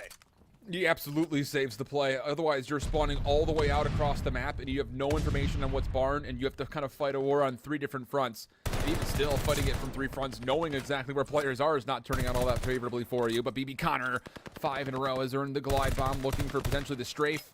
Up and over, not quite able to finish the kill, so now he turns attention back towards stables, and as he does, he realizes Money Farm have spawned in, and Beans will punish, as once again our team in red continue to win the kill feed, and with that, likely more time on the hill. See just the patience difference there too, Alan, where everyone's just posting up, waiting for those gunfights, waiting for players at TMT to come into them, right? And they're not, you know, just running and sprinting onto the point, trying to get every single second. They know the gunfights are coming, they wait, they win them, and now they get all of this remaining scrap time. And this is also massive time that's going to give themselves a very big lead going into the next hill. And Wee Man, how about that? Goes to the pistol and finds the head of Jaxer, not missing a bullet. And now he's on 5 in a row. More streaks in the mix as he's trying to threaten the spawns for new. Austin, has there ever been a time where we've watched an AR go maybe double positive on a map like Bocage? Because Wee Man very well may provide us a chance. He's 25 and 15. There's 26 on his 6th in a row. Has an MP40, so throw out the automaton conversation. Let's see what Wee Man can provide with the sub. Good read on players coming from the front. Wants to kind of pinch this play. And he's not even going to need to. Teammates have already picked up on his calls. 165, 112. And it's just the Wee Man show, and why wouldn't it be? Wants to keep the spree going. His teammates, though, finding all the kills. And finally, Wee Man gets there. Keep it going. 7 in a row now. Wee Man almost finding kill number 8. But Jaxter will say goodbye to that streak. As you can just see them fighting for scraps, wanting to get in there to make sure that the remaining 8 to 10 seconds doesn't end up going over, but ultimately it does. And now you have just about a full hardpoint lead, a massive cushion. TMT, I mean, they need a solid hold here, and this is not an easy hill to hold. But you have to do it. Again, we've seen the setup from the last time we were here was solid for TMT. They just kind of miscounted. This time, the setup is not good. So how do you recover this position? Wardy looking for a bit of a pinch. Good double. BB Connor also involved. One more to find. Wardy from the side door. Clean shots off of a sliver of an angle to hold. So it's a triple for Wardy, and now TMT can set up. You've got to put something solid together here in the back 30 seconds, though. And Wardy will find a 4th, maybe trying to counter with some streaks of his own, as the last hit looks like it needs to start to amount over towards the water wheel side.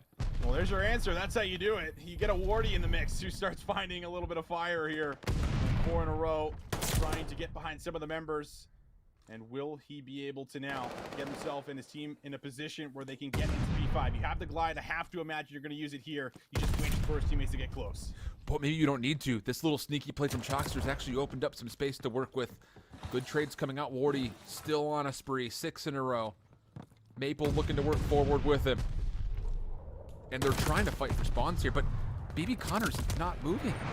BB, he's in a position where he's trying to maybe pull out streaks, and it doesn't really work well with the team, as everybody else was trying to push for the hard point itself, and now we've just got dueling glide bombs coming through and a neutral hard point to contest over. Time is going over to Money Form. Jaxer all alone makes that solo play. He will be punished there. So his teammates spawning all the way by P2 right now in the field. They do at least cut through one inside of Barn. And this is going to give them an opportunity to still fight for the remaining 20 seconds. Maple over the top. Steve-O deals with him. Wee Man also here for any kind of assistance. Looked like he might have been able to line up too, but not the case. Morty finds him from range, gets in there for the time. TMT fighting to try to hang into this game. That's a really frustrating moment for TMT, though, in the exchange of all those glide bombs. You had so much going for you that everything just comes to a dead stop because you've got a teammate who's trying to pull out a glide bomb, maybe contesting spawns, and the kills just do not come through off of it. So the gap, once again, about a full hard point in favor of Money Form. Huge leader's advantage. They've got win conditions on win conditions now to put this first map away, especially considering the fact that they're still scoring here on a very dangerous first hard point. Steve-O out of the barn, looking maybe just to put the one out of reach, and, well, they may just win it right here, if I'm being honest with you, Austin. They're finding so many clean kills around the hard point. Yeah, that's about, 6, 7 in a row. Finally, we're able to get themselves in the feed, but you're seeing sprees across the board. On top of that, it's P1. So they're able to likely get in here for the next 7 seconds unless you're completely flawless, and you'd have to be flawless for hard points on end. And Beans doesn't want any of that to happen. How about that? Clean Bocage here in the last couple of hills. Money Form picking up where they left off in that last series, starting off hot as they grab that first map win.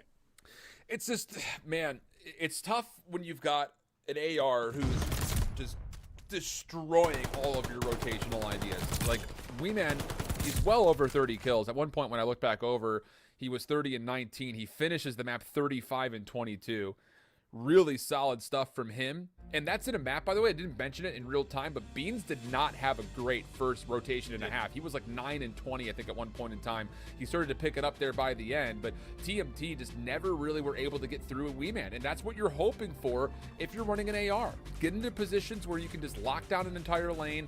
Don't let anyone contest your front SMGs from somewhere on the front side of the hard point. We saw a really nice execution of that from Wee Man playing back stables around the second hard point, where he was just making sure nobody pushed through tanks, and it just allows so much more freedom for your SMGs to know what their focus should be, which is the interior space, kind of in towards Barn and over towards Granny's. Yeah, absolutely.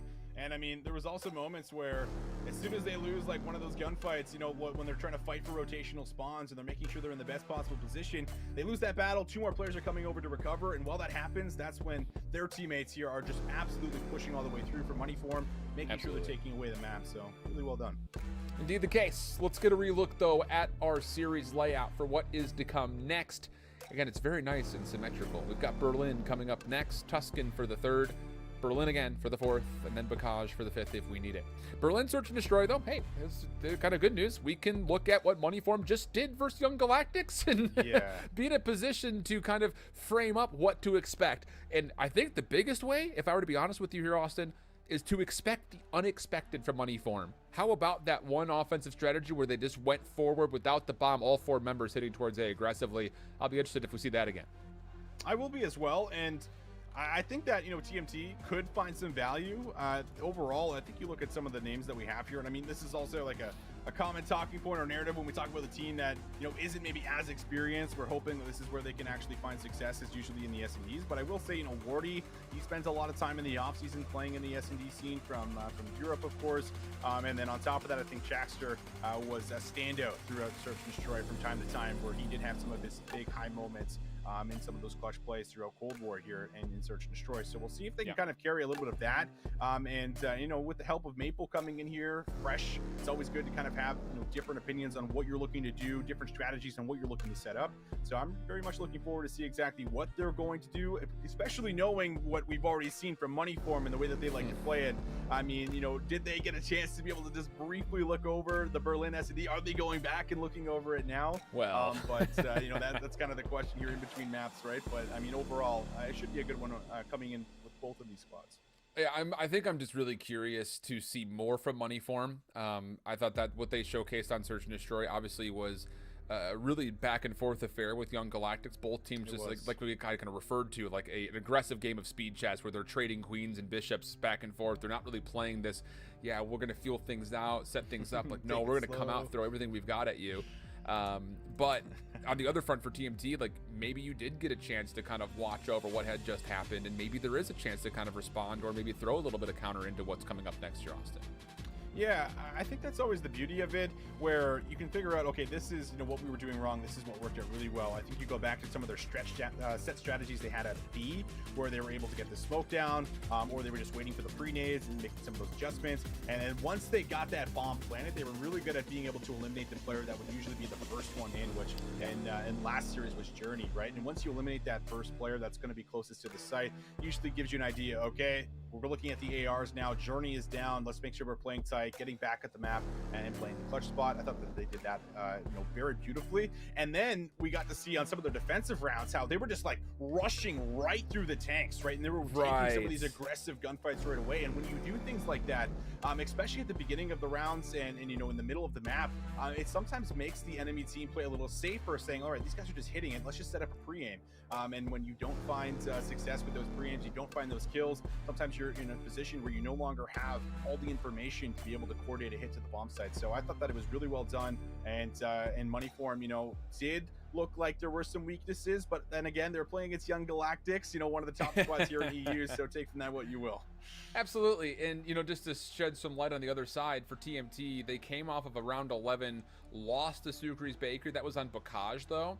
But the thing that we kind of forget to mention here is, like, if there were to be a way for the money team to win this series, you got to bring up whatever it was that was in the special sauce that allowed you to upset Revenge Tour during the qualifiers. That was a major opening matchup that we looked at and we're like, Revenge Tour should be fine here. And then all of a sudden we turn around and go, wait a second, no, they're not. And you kind of wonder which pieces were popping up, because on paper, if you're an avid follower of EU Challengers, you look at both these rosters side by side, and just the notorious results that we've seen from the combination of Harry, Vortex, Weeman, and Beans over the course of the last 2 years automatically thrusts them into the favorite conversation.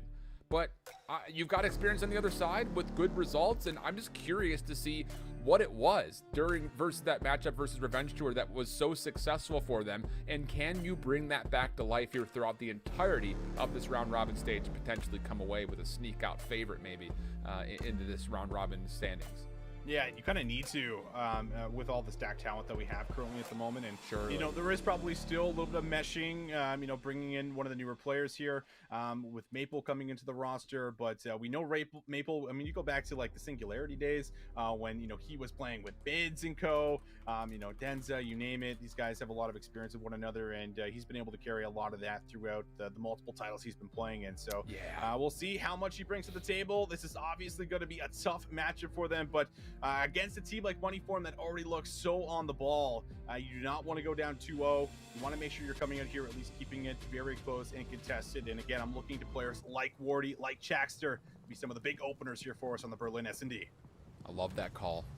Wardy, there were moments last year where we watched him play and it's like, this guy is a little different. Can he potentially showcase more of the same here? Good first blood for Maple. It's over the middle of the map. Chaxter in. Door, of course, bursts through. That's information for Beans.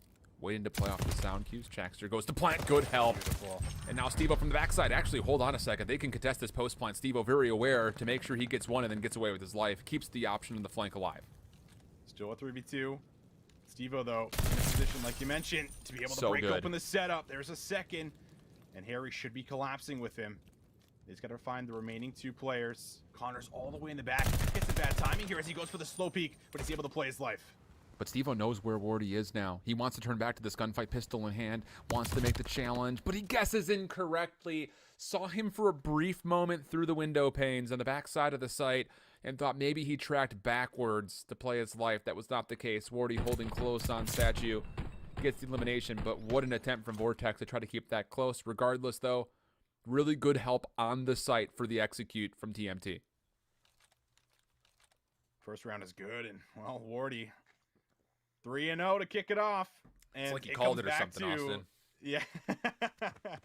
I like to follow the S&D stars, during the off season, and Wardy was definitely one I was watching from time to time during this off season, and he was in a lot of great plays whenever I was tuning into his stream or others. Ooh. We'll see if this works out. The smoke has gone down, and Beans is going for that fast plant here again. And it's just good information for Steve-O again. It's the smoke down, but it's also the ability to get the stun check over to commit for this gunfight. Wardy trying to force an issue. Not going to come through. Maple, 360 into the water, and the Russian judge will give that a 9.2. Not sure if Unity cut it out again, but either way, it looks like we're back into it, and yeah, a couple big kills coming in there in the end for us.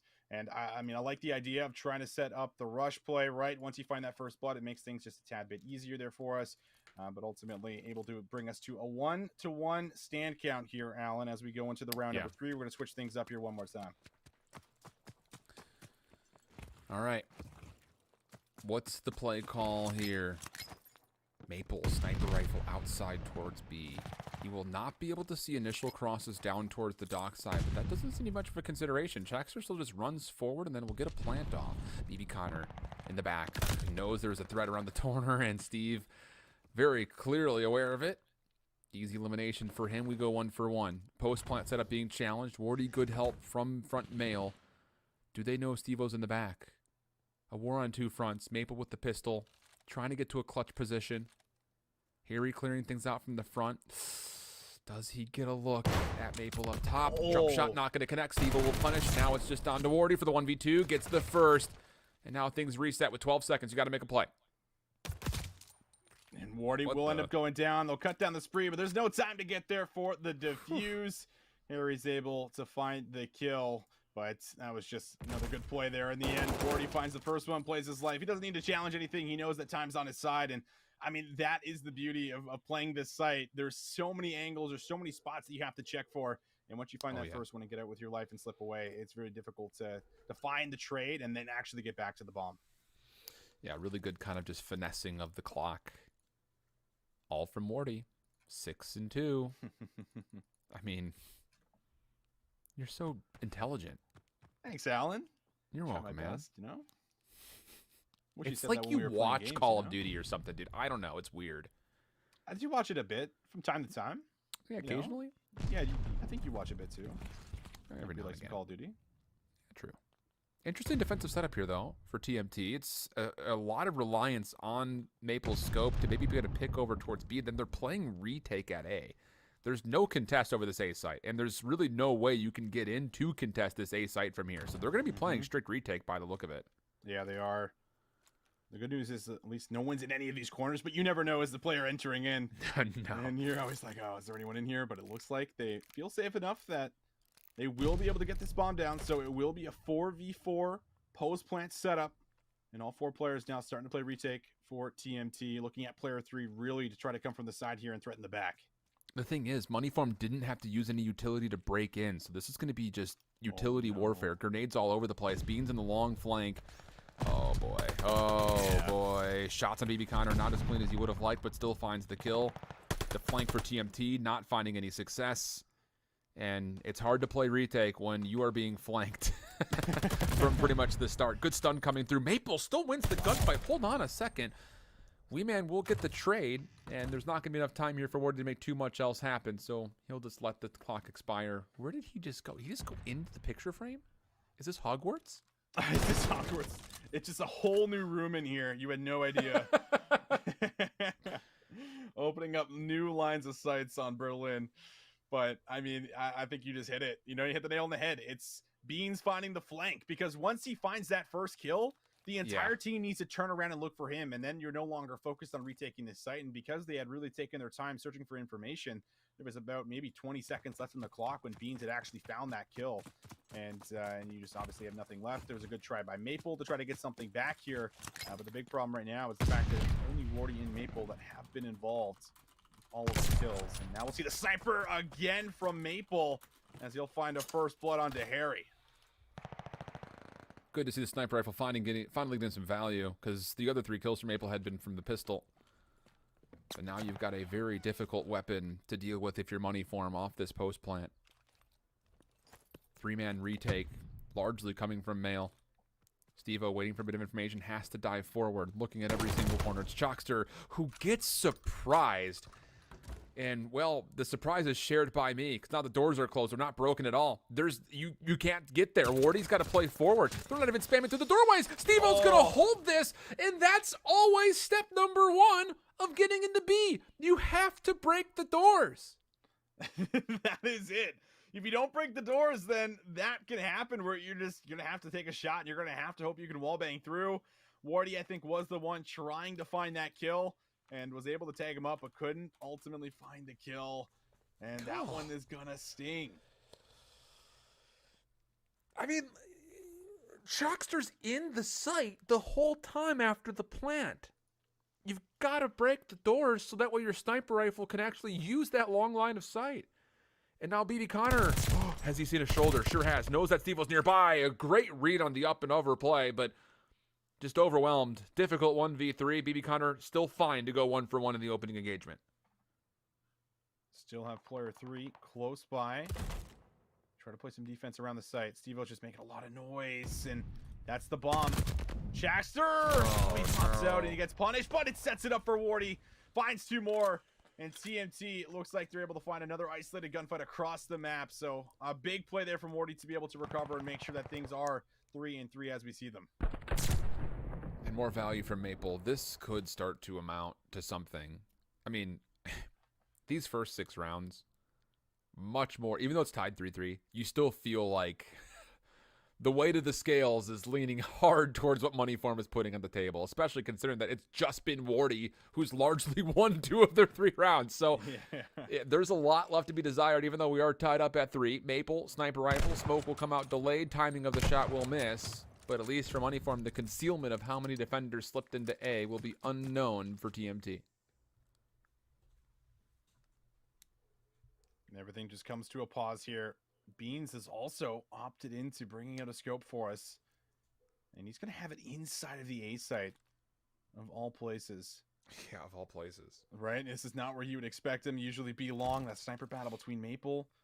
Harry's going to break open the window here from the top floor. Just trying to get an idea of what's happening offensively. It feels like a lot of question marks. You have to make sure you don't over-rotate, but some stuns and nades going out. Harry's got the cross. And sooner or later, you're going to have to make a move. 40 seconds left. Jackster's also going to see if he can go fishing for a nade. If this connects, they go B. But it doesn't. So you've got to back up and hit the A site. And now we'll really see if Beans can lock down a first and sniper rifle. BB Connor sneaking side stairs. Weeman is supposed to be helping out this play with Beans. What's the timing look like? Easy first blood. Weeman cannot confirm the trade. How good is that from Connor?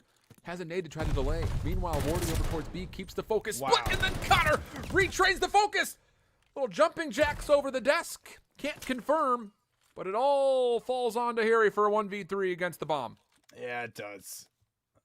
Has to get the defuse. Has to find 3 players. Wardy is across the map, away from his teammates and come from behind here, but Harry ultimately won't even get a shot. And wow, TMT, I mean, that is the risk of having the sniper rifle like inside of the site here if you're Moneyform. I mean, Hard agree. It's Beans who's looking for that long range angle from the back of train station for someone to come up and peek him and challenge him on the bomb. But if that challenge doesn't come through, you're so vulnerable from behind, and no trade ended up coming in there from behind either there from Weeman. Yeah, it's a perfect breakdown. It's 100% that. And initially, you know, I do think it's kind of like a blind counter gamble, right? Where it's like, we've smoked the same cross through A. Let's try to put something different here, see if it pays off. But it is a risk. It hurts them in the end. Maple still playing this solo scope towards B. Bomb. Oh, it's surely been seen, right? I mean, we're looking right at the dead X-ray of the long play of the bomb carrier of Harry, but Maple's about to get challenged up close and personal. No one has read Steve-O. He'll find elimination, no problem, just off screen, and now the bomb can freely make its way to B. The only player that could potentially influence this is Chalkster at the moment in Mail, but he's waiting for the long player on the deep flank from BB Connor. They've cleared out a lot of this post plant. And Maple not having this go probably makes you a tad bit more comfortable here if you're Moneyform.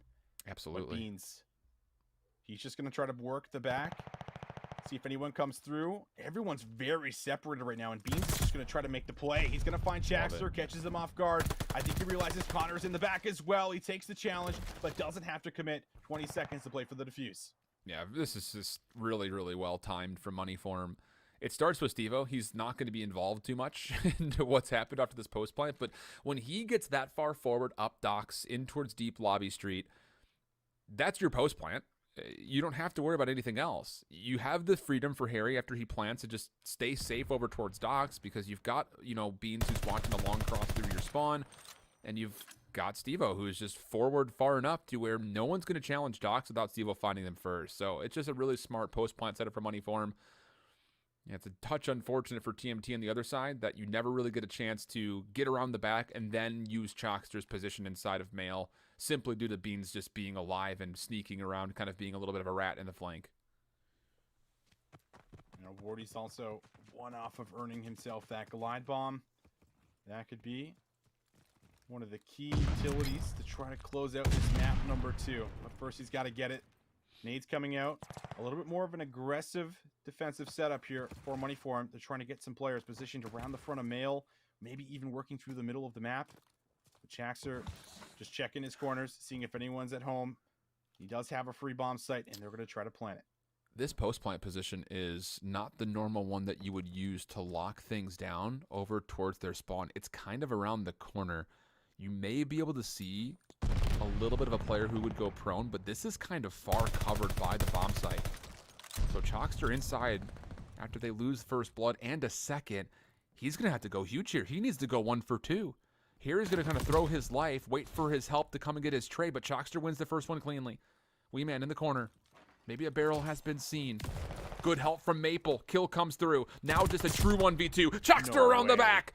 Gets the double and now a 1v1. Time an issue. They know where Steve-O is, and Chalkster has done enough to kill off the clock. What a play from Chalkster and Maple. Oh, man, you're so worried about the sniper in this instance because that's what's going to take you off the bomb, and it only takes one shot to do it. So they put a little bit more focus on making sure that Maple's out of the picture, but as soon as they deal with him, Chaxter has been able to find that window of opportunity to push through the front of the site and wrap back around. And once he wins that isolated one-on-one, there's no one there to trade him. He plays the clock, he waits, and just lays prone while the clock runs out. Chaxter and Maple.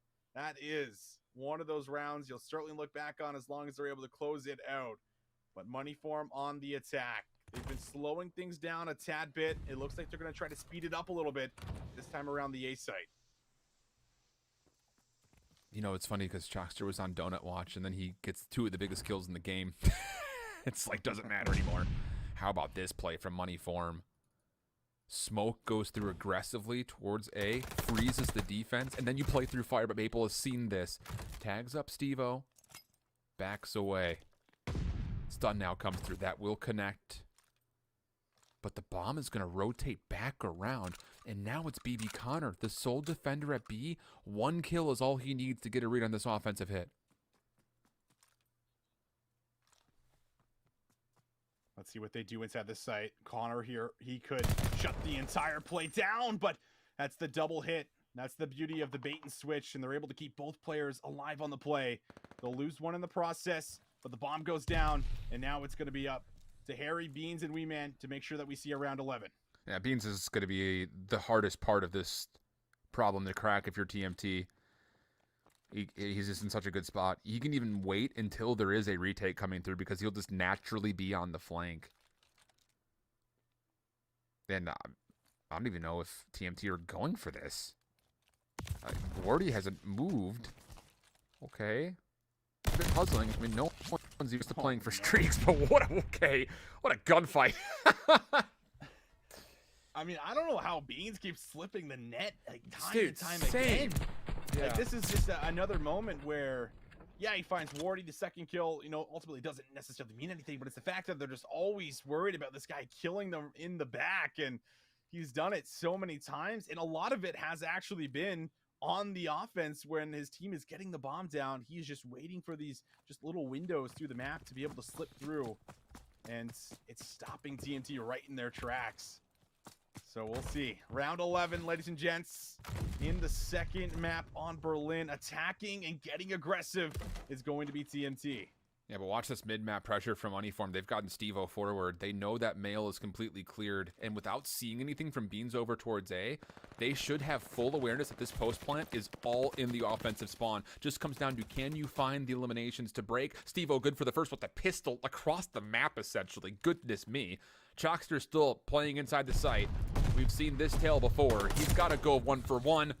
He may even do better than that. Gets the first cleanly. Once again, finessing over the top. Good help from Maple. Yo. We've seen this story before, and it's a flawless hold from TMT. They take the round 11 to tie the series. Oh, it's Beans on the flanks, and then it's Chaxter, and then Maple that just somehow always lock things down. You can rely on Chaxter to play his life inside the site, and Maple with the scope is just at the back. Oh my goodness, Alan. That was just insanity. I mean, every single time we see them Planet B, it's Maple staying alive and Chaxter doing what he does best, just finessing, and he should not find that second, but he does with the help of Maple. Oh, that is just beautiful search and destroy, and a great call there at the end, making sure they're just going back to the roots and playing around the sniper rifle. It's just, there is a bit of surprise. I'm going to take the other side because that is a flawless hold from TMT. They do everything they need to do. Even if Chaxter trades out his life for one, that's fine. You still got 3 players playing in a post-plant situation. Maple's watching with the scope, so BB Connor doesn't have to overchow, so on and so forth. It's a good setup. But for money for him, I'm a bit puzzled that they didn't commit more to trying to playing around the backside. They had clearance of mid-map. You saw nothing go over towards A, and you had Beans in a forward position towards where the 5th hardpoint is, to where he could have cut back through train and gotten into position with plenty of time on the clock to maybe even find BB Connor to make sure that then Maple and Chaxter were completely isolated in what could have been at worst a 2v2. It seemed like it was just maybe a little bit of panic, maybe not a lot of trust in whoever made the call, but I thought for a second with where Money for him was on the mid-map position that they were, that they could have taken a really good post-plant retake of the offensive spawn. But hey, it's early. I'm sure that's something that will be looked at, and who knows what will come in the future. But with that, we're tied 1-1. We're going to get through this Tuscan control, and we've guaranteed ourselves a Berlin hardpoint. And kind of looking over how both of these teams have played so far on the control, no results actually for either of these two teams on Tuscan control. Both teams in their opening matchups played Gavudu. Moneyform winning that 3-1, and TMT suffering an 0-3 loss to Sucre's Bakery. So a first instance and first test for both these teams on our other control map choice. Yeah, and you know, I think coming into Tuscan, this is probably more, sometimes I think more the preferred map with a lot of the teams right now, so I feel like there's still going to be a lot of reps on it. I mean, to be fair, there is only 2 maps swimming, yeah. So you probably have, I guess, a decent amount of reps across the board on both. But coming in here, you got to be feeling really good if you're TMT. You just iced up in round 11. You're coming into now a Tuscan control. We're sure you're still figuring things out, but this is where I think you can rely on the likes of Chaxter, Wardy as well. I mean, even Connor had a couple of big moments there to be able to kind of get a lot of these openings for you going into a control. And Moneyform, I'm sure, taken back because they already had a round 11. They clutched up in the round in the map 5 in the last series, but you know, this one they fall a little bit short. But this is definitely, I think, where they find their strengths. This is the respawns, and as I framed up earlier, TMT, if they could somehow find a second S&D here, Alan, then maybe they do have a really good shot at being able to take this series. I'm so glad you went there because I was just about to start framing up the how does TMT win this series conversation, especially considering that, hey, the one result that we have, which is a sample size of 1, no scientist would ever take that to the lab, but it's an 0-3 on Gavudu, which means you had to have lost at least 1 defense, if not maybe even 2, depending on who started where. So if control's not your strongest game mode, now you're looking towards Berlin as far as we've got to take that away. And, well, I'll say this much. If you want to talk about the foreshadowing of map 4, Berlin Hardpoint versus Sucre's Bakery was a loss, but it was a tight one. 250 to 222 was the score there. So, you know, who knows? Maybe you do kind of look at map 4 as a, okay, we've guaranteed the 4th, but I'm with you. I feel like you've got to get to map 5 here if you're TMT and you want to upset Moneyform. I don't see them winning both the control and the hardpoint just based on what we just got out of this head-to-head matchup in the first map. As hard as it is to say Bocage is a true test of respawn, there is something to be said to a 250 to 167 score in a map like Bocage. Yeah, there is definitely something to be said, and I think that you have to give a lot of credit over to people like Weeman, Harry, just always in the right place at the right time for spawns. So coming into this one, it's not going to be easy, but if I'm looking at, you know, what map you had to take, it's probably the control over the hard point with the way that we've been seeing Moneyform just come out with all the fire needed to be able to just use the overwhelming pressure that they have with the likes of Vortex and their submachine gun line to be able to just kind of win them a lot of those maps and win them a lot of the objective control here. So if you can come in here, you could find a big upset, and you could, you know, like you said, find a lot of this pressure and just completely nullify it and actually go 1-1 throughout your very first week, I feel like that's an excellent opportunity to be able to try to get yourself, a shot at being able to still make playoffs here, because we don't want to see them go 0-2. It's not easy to bounce back from that because you're basically relying on 2 wins to come through in week 2 to be able to even yourself up, and that's just never a position you want to be in. So if they could find this win on Tuscan, like we've been seeing a lot of teams, find a little bit of surprises on, because it's still so new into the rotation, this could definitely be your avenue at being able to take them down. You touched on something briefly in the midst of all of that I want to go and revisit really quickly. Do you feel like a lot of this series, in this map 3, map 4, is going to be dictated by what happens in that SMG battle up front? Because I think the point you bring up is a good one, that there are some questions as far as reliability into what TMT provide in the roster comparatively to what we've seen so far from Moneyform. Where's your headspace at when it comes to that SMG duel?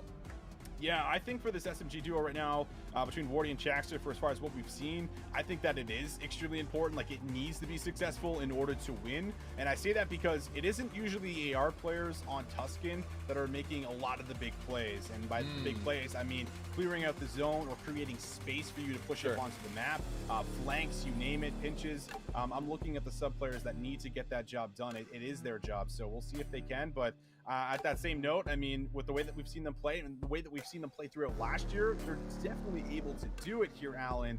But up against the likes of Vortex, Wee Man, Beans, and Harry, more consistent players that can all show up at any given moment, it's definitely not going to be an easy task. It's just the reputability that those 4 names that you just read off have created over the course of their time, we'll say since Black Ops 4, have been unbelievable. That said, though, I just kind of hit me in the back of that. I said BO4, and I was thinking about what teams they were on during CWL Chance. You got to remember that BB Connor and Choxer were a part of that Fuego team, I think, that beat Gen G, the number 2 seed in the CWL, for what was then top 32 for Gen G. Like, they came out with some fuego, some fire during that group stage, and they have been able to prove themselves in the past. Maple as well, part of that long-time Singularity roster. A lot of favorability there between both Black Ops 4 and then again in Modern Warfare. Little history lesson there for you, but it's just, you look over the course of the names, especially Harry, Vortex, Weeman, like, it really does. It did feel like going into this year, it would have been a cataclysmic mistake for someone to not pick up Harry as a substitute on their CDL roster. It still feels that way for a player like Vortex, and of course, Weeman has been one of the most consistent ARs in the history of EU amateur open challengers, and then even as an EU mainstay in the Pro League, whatever that was, CWL or CDL. There have been times where Weeman has just showcased his dominance. So it's just tough because you look at these rosters back and forth, you put so much favor towards what Moneyform has been able to do, and I think just generally what the ceiling potentially is for these players, even still considering some of those have been in the Pro League before.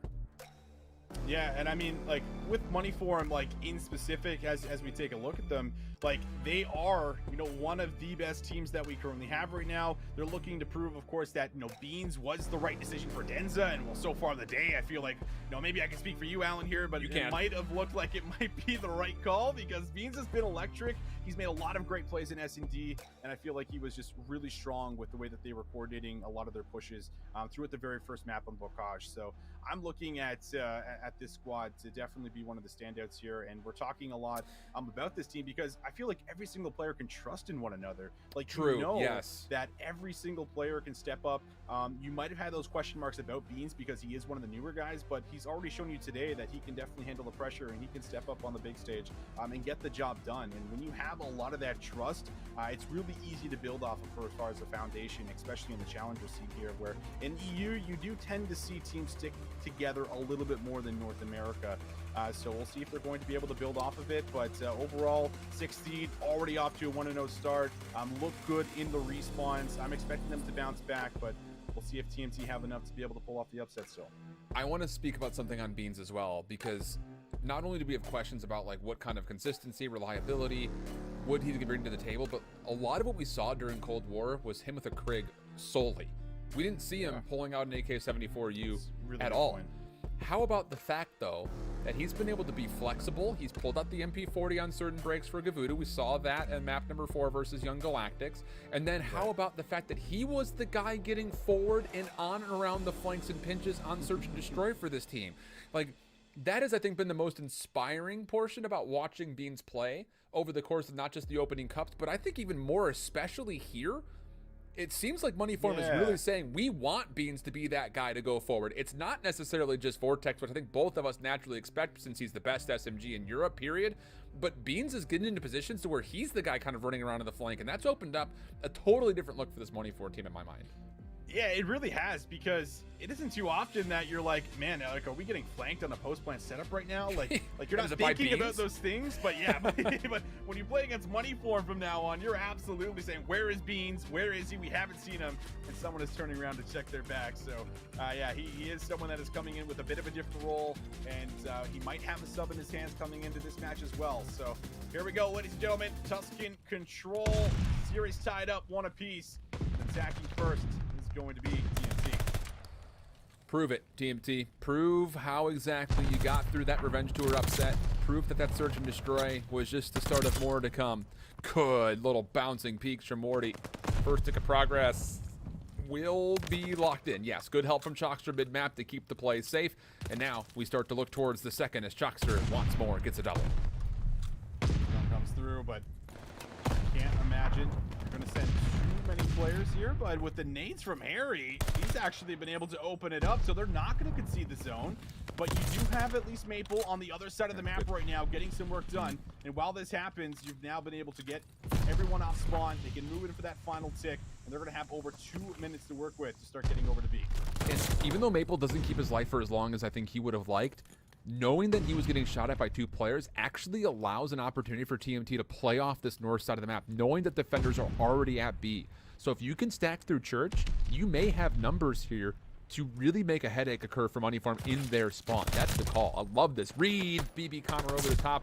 Can't make the kill come through, but the damage is good. Chalkster gets the kill and gets away. Where are the spawns going to be for the defenders of Moneyform, though? That's the real question, and they spawn in between 2 TMT members.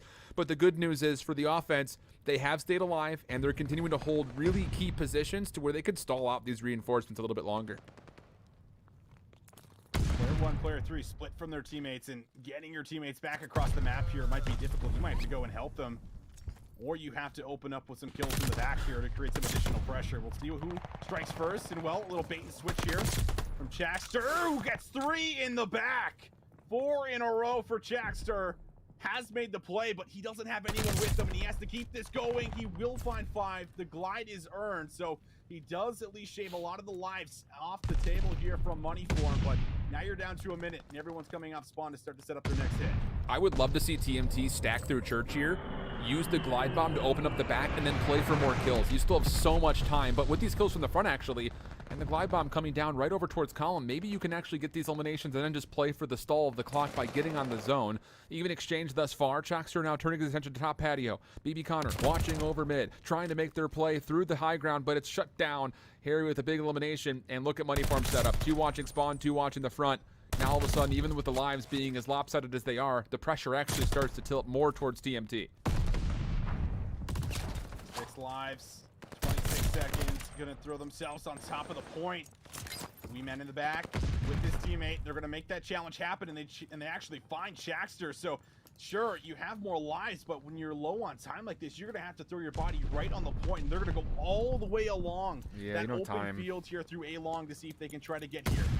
Yeah, they just don't have time to make this play happen. Wardy's going to have to touch, and he's actually backed up down through front command center courtyard. Yeah, no one's going to get here. Man, that's really frustrating. I mean, it's early days here for Control, but I would have really loved to see, because we were dealing with, what, like a 17v12 when the glide bomb had been earned and TMT were coming off of spawn. With how much time was on the clock, roughly about a minute, you would have enough time to stack up into Church, get a glide bomb down to clear off the Godheady, and then play for a little bit more abusiveness in towards the defender spawns, make that life lead even more significant, and then that last hit, even if you get peeled away, it's only a single respawn for each player you have to deal with. So, I don't know. I think it's definitely something to look back upon, but for TMT, at least you were able to tally up a number of lives and a number of kills that should be a pretty solid differential if we get to round 5.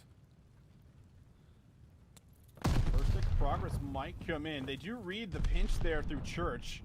So they take out Stevo, but unfortunately Maple also drops it as well. So 1-for-1 trade. Harry now. Last one left alive on the point. His teammates coming off spawn to try and reinforce A, but good finesse coming in from Maple and Shaxter, playing their lives and not giving over any easy kills. And meanwhile, Wardy is actually behind them. Is he able to come away with one? Might be able to get that second, but he's just going to play his life as it's chaos, but no full ticks of progress, only the one on A. Moneyform just trying to continue to put early pressure onto B. You know, we're going to have to go back and just rewatch to see what is the mentality here. Maybe we just ask the question to Steve. Steve, like, brother, what is with these full hits over towards this B control zone? What are we seeing here? Because there's a number of teams that are trying to do this, and now you've got 60 seconds on the clock. The good news is Steve-O has made his way very far forward to actually zone off and push these defensive spawns super far towards the north side of the map. And these kills are actually looking pretty good. So, okay, maybe we don't have to ask the question, Austin. I think we're getting our idea of why this is so successful right here. Yeah, you have Weeman that's basically stopping people from coming from top church. Wow. He finds another there onto Connor. And you only have to focus on the back, but you could still get Shaxter. Maybe slide in here. He did actually find the kill, so he might have saved the play, but you still have so many members to deal with. So I have to imagine this tick is still absolutely going to come on in, which means that they'll get the extra minute. They've secured the more difficult zone here on Tuscan, and now they can start to make their way over to the easier zone on A. Okay, put a pin in that conversation of why that B zone attack is so successful. I think I've got maybe a bit of a reason, but not enough time to break it down. We'll talk about it later. As we got an 18v17, still not a ton of time here, but this, technically speaking, at least based on what we've seen so far, routinely is the easier zone to capture. But how about TMT? They say, you want to spawn trap us away from B? We'll spawn trap you away from A. They've got every lane locked down. Wardy needs to get a second here on the Weeman, gets the read but not the kill, and now the fight from the front starts to unfold, and it's Moneyform who win. And they can stack it. Maple has to make a play, but he's all alone. He's stunned up. He's only able to find one. Connor comes through, eats some stuns, eats some nades, and wow, what a clean round here for Moneyform. All right, so here's that setup towards B and what I'm starting to see. You remember you had that one player that was pushed really far into the back. That was Vortex, who was making sure the defensive spawns were all the way towards Church. The next setup was you had the one automaton, doesn't matter who it is. You watch from maps on the cross from top Church. The only route available is to make a play in, around, and backside through essentially rooftops over towards where command center is. And look, if you go back and rewatch it, Moneyform spawn bottom left side of the map. So as soon as trades come through from that route, the players that are coming off of spawn can recontest that same area. So it kind of puts you in a really solid setup to where you're dealing with the two choke points, and you can get reinforcements to challenge the only location that the defense can retake from. So it's an interesting one. We'll have to go back and relook at that, but it's a really kind of heads up play, and I kind of like it the more I talk about it. First tick of progress on A is here, but Steve-O, well-placed nade, gets one, finds the second. Shaxter out of the picture, and now Wardy needs to try to come through with some kills, but is only able to come up with one. So you have some good zoning, you have some good control. Two players stacked up right now for Moneyform, trying to protect the last two ticks of progress. Weeman reads the play, but Wardy flies at him and gets help there from Connor to be able to deal with one. But now you're down to about 55 seconds. TMT definitely feeling the pressure on the offense, but this is their chance to be able to push on through. Three players going down. They just got to find Steve-O. Yeah, this is great discipline from Steve-O. I think a lot of amateur players would, oh, they're on the point. I got to take this challenge right now. No need. They're not going to get that first tick of progress with one player. He waits for his teammate to get the pickup over towards rooftops. That was Beans who got the kill. And then once you know it's a 1v1, you've got the high ground, no problem. Go ahead and take that kill. Easy peasy. And now it's all up to which lemon do you squeezy as we head back over towards A. 19v18, Harry on the way in, contest, and starts to deplete the second tick of progress. Good resiliency here from Moneyform again. Yeah, it's looking pretty solid at the moment. You need one real strong hit to come through from TMT. The lives, at least in total, fairly even. Moneyform up by one. Weeman just playing his life, but Maple on the flank has come through with the kill, but he's losing his teammates by the front. It's fine. They still have a little bit of pressure on the point, and now with those kills coming in, this is still salvageable. But you got a player in the back right now, Alan. Harry's coming all the way around. He might disrupt the play. Oh, they don't necessarily expect it. Harry's one kill may be enough. Can you get the second? Wow. Sure. And they're challenging. They're contesting the front. The clock's starting to fade away. 10 seconds. Wardy trying to track back to save the round. And the last hope is a 10v12 with 6 seconds on the clock towards B. They're trickling in one by one. The nades are coming through. The reinforcements start to overwhelm. They're mounting over towards the middle of the map. First tick of progress will be here at B, but they're just, you feel like there are not enough offensive members to possibly get here and complete this, or is there? It's Harry from behind. He runs forward to try to contest the 1.9 seconds, and we're going to see a second tick of progress. Yeah, Connor's actually over on A right now, so they're attacking 2 zones at the same time, and B has hit second. No way! Jaster in the back has just taken down Harry. 6 lives. No way! Maple able to snap on Steve-O up top. They That kept will A. be the B zone. They already got A. Can you believe it? TMT with 16 seconds. Somehow find the round. Well, don't even give them 16. They do it with 1.9. I mean, that is, oh, that will keep you up at night if you're a fan of money form. Make it in. Oh my goodness. What heroics though. Out of all 4 members from TMT, so many big gunfights. You called it exactly right, Visions. The solo play at A, just in case the defense recovers, but Moneyform never made a choice of which site they wanted to go to. They tried to fight the war on 2 fronts and, oh no. Catastrophe. And has that maybe just been a vacuum to suck the air out of this Moneyform dominance on control? We'll find out as they re-attack here, this time on this offense, the traditional route towards A. They don't want to have any risky plays, giving up too much time going to B off the start. But A already looking solid, and Steve-O, he's going to draw actually a lot of the players over here because they want to make sure that he's not getting any solo progress. So even though he doesn't find one, it sets his team up to get into a position to not only just capture this time slowly, but also Harry ready to cut off anyone who might dare challenge. So you should have about 2 minutes and 20 seconds to work over to B, and TMT, they're going to have to play some incredible defense here for quite a while. Yeah, sure will. The thing about it is they're in a reactive position right now. They don't have the ability of proactively taking away any of these crosses. They just kind of have to make sure that the spawn stays safe, and then they kind of bunker up from the front, but this little exchange is not terrible by any stretch of the imagination. Harry trying to very desperately get over to this position on the L stairs. This will force the spawns to turn in. Speaking of turn, Harry responds to a 4th. There's number 5, Glide Bomb earned. And the dramatics of TMT in round 3 may not be enough for them to survive through a 4th round here, pending Harry can find more streaks. Connor off screen actually just found 2, and that slowed down things quite a bit. And, well, B-Man does respond with a couple kills himself, but it's another reflank. It's a couple players here from TMT that are taking some alternative routes that are coming from behind and able to pinch things up inside of the building at P5. Sheesh. As Beans takes down Chaxter with one hell of a challenge. So now all 4 players are here. Harry's going to call in the glide bomb. They're investing a lot to try to make something happen on the attack.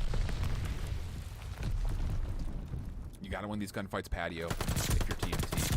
It's a great start for Chaxter. Knows there's a 3rd. Gonna get the triple. It's a 4-for-1 exchange.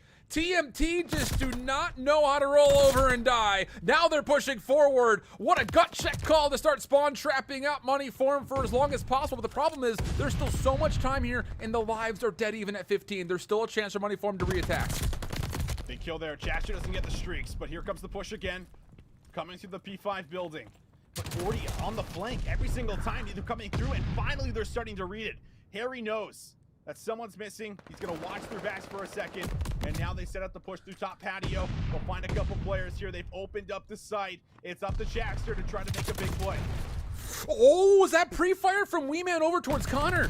Sure felt that way. Chaxter was just kind of lingering his way over towards the archways, and he runs into the line of fire of Wee-Man, and that may be enough. 13 v 6. 1 member delaying the clock. Now a second to stack. Second tick of progress is good. But a nade from BB Connor has that maybe open up an opportunity. And it will! Another nade comes through. Yeah, there's a team kill and it leaves Beans 1v1 potentially for the round. Chuckster gets the win just in the nick of time. 3v9. Enough time maybe for one more hit from Moneyform to come through. And they've dealt with Morty mid-map already. There's only 2 lives though. It's up to Chaxter and Maple. As long as you can get on the zone, it's winnable, but Chaxter plays his life. He finds Harry. 8 up against 2. Steve-O from the back. And now it's only up to Maple. He would have to find every single player. The lives come down to the wire in the end. And Moneyform, I'm sure, wiping the sweat off their brows. That one got a little too close, but they still managed to close it out here in 3-1 fashion. One collective and deep set bruh just came through from money form.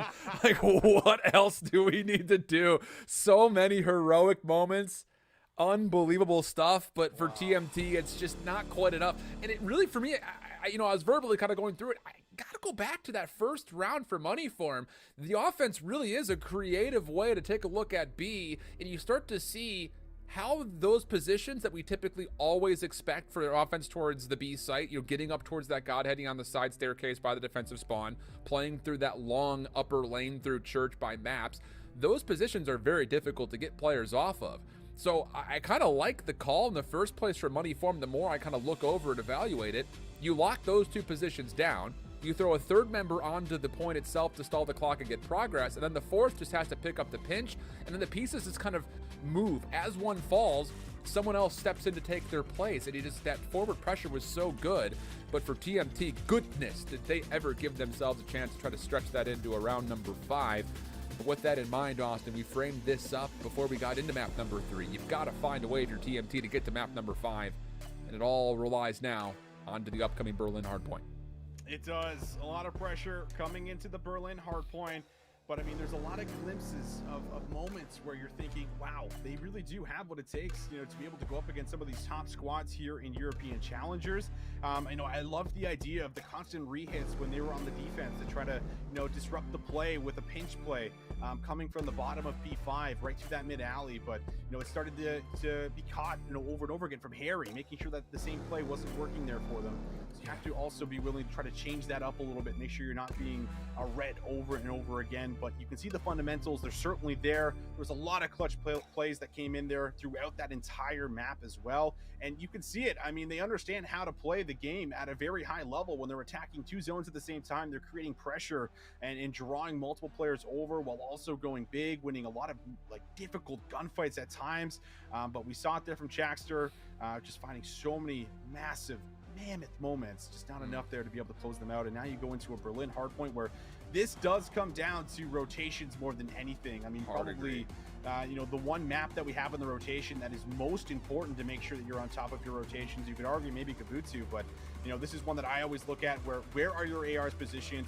What routes are your submachine gun players taking in order to put themselves in positions where they're not only breaking hills, but also pinching, stopping the spawners from getting a close spawn. All of those things come into play here on a map like Berlin that is so massive.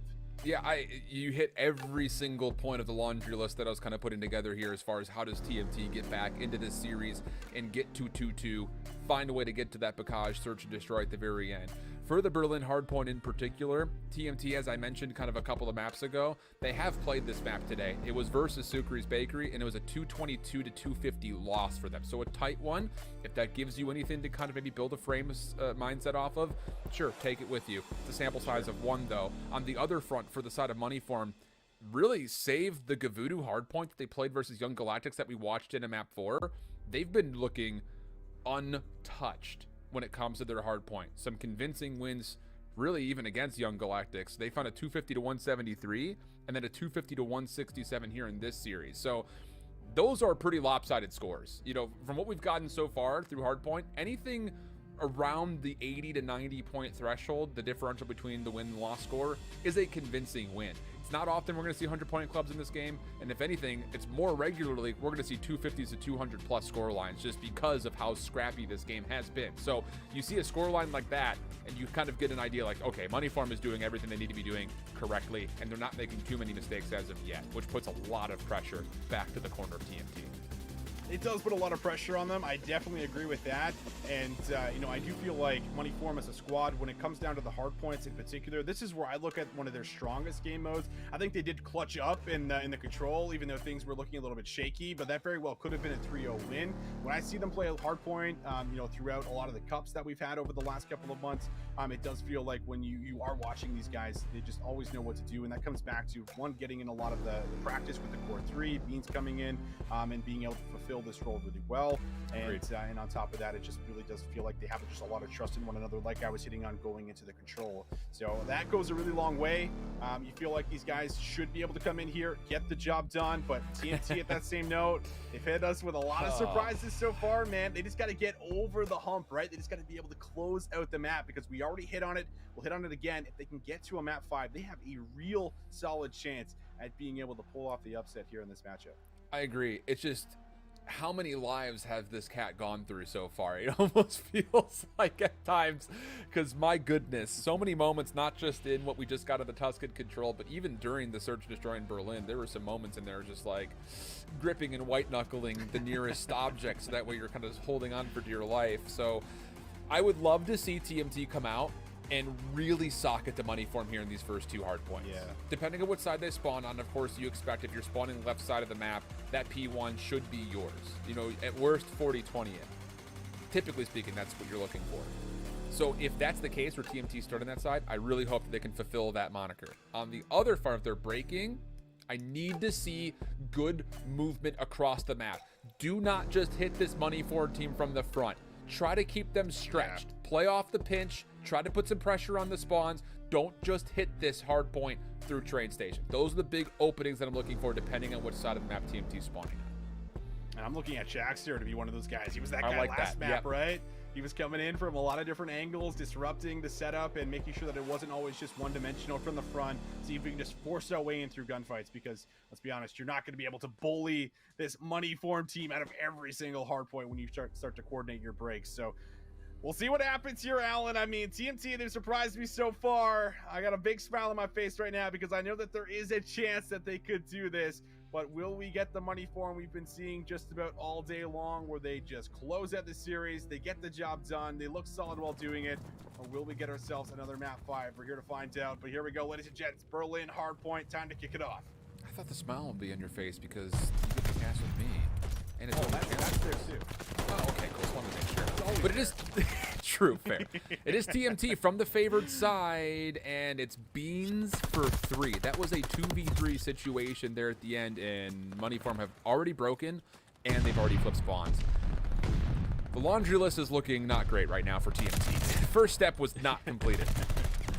The step was not completed at all, and well, let's see if they can at least do step 2, which is secure the rotation to new, which they have found a lot of kills from players trying to exit here from Moneyform. Okay. And they're actually able to get in here for a very quick moment to contest some of this time, but will this hurt their rotation here? You're looking at Maple to be one of those big, pivotal players to shut it down, but he ends up dropping, and now Steve-O is already in the back. And the timing from Steve-O, exquisite as far as realizing, okay, they broke, they've got spawns, I spawned top dock. Not even going to bother. This is the timing for me to go hit a route, get into mail early, and look at the spot that he finds himself in. 2 kills in a row for number 4 in red, and he's in a position to stop any contestants, at least from the low ground, of getting in. The problem is his teammates are not finding any elimination, so now it really is just on to the number 4 player in red over through the middle of the map, and, well, he's going to get cut down, and with that, it's TMT breaking through, correcting their opening mistake, and looking good here on the second hard point for now. Wardy wants that second streak here too. Strafing run would certainly be nice to have. Back and forth he goes, and while this happens, all this time is going over, but here's the hit down low. Steve-O finds the opening. Wardy does secure the second streak, but won't be able to keep that streak going any longer. Scrap time looks like it should be collected here for Moneyform, but that's fine because you have everyone in position for the big money hill for P3 on TMT. This was our question, though. Can TMT lock things down on rotation? You have to win these gunfights, and boy, have they. One nade does keep things interesting over through the dockside, but Maple can still contest. Spawns, you see the white players popping right back up in place. But Beans around the back, 4 in a row. More pressure from the front. Beans has just walked in. Unbelievable. Now you can spawn trap a little bit and soak up hard point time, and then once you get a clean kill feed, you'll flip the spawns around. Holy perfection from Moneyform. I mean, it just feels like Beans is invisible at times, right? Where he just walks right up the entire lane, sneaks through the window, pops in, finds an unreal kill in the back, and TMT, they fumble the setup, but still a chance to be able to fight for some of the time on the P3 hill. And they do actually manage to get themselves in. So ultimately, maybe they lose about 15 seconds there. They will hold control of the majority of it as long as they find Steve-O. So still overall a fairly solid hill for them to keep things close. The thing about it is, those are moments for Moneyform where you're the team breaking and you're 50-50ing the hard points, and your first attempt at break has been like 100% success rate so far every time that we've seen them having to break a hard point. That's great news in the longevity of things, because for TMT, they've hit the rotations, they've had the timings, through 2 into 3, and they're not finding time. And they started on the favored side for P1. So the fact that they're only up by 11 points, that's not great news, because now we're into a hard point where Moneyform have gotten the setup that they want, and they could potentially start to build a bit of an amounting lead. It can be scary trying to make this hit happen from the train station. Well, streaks are coming down, investing quite a bit. Have to imagine that is Wardy's. Didn't find any value there in the feed. Harry's been able to eliminate 2. Wardy comes out here with the automaton, switches to the MP40, tries to get aggressive. And Beans there will actually combine for a couple of kills there. And now it's Jackster just trying to make a solo play for scrap time. Doesn't happen. So, yes, a big hold ends up coming in. I mean, this is a good 40, 50 points that just came in here on the P4 hill. Think about the status of how these first 4 hard points have gone. It's Moneyform who's had to break 3 times, TMT who's had to break once. Moneyform has successfully broken all 3 opportunities they've had to.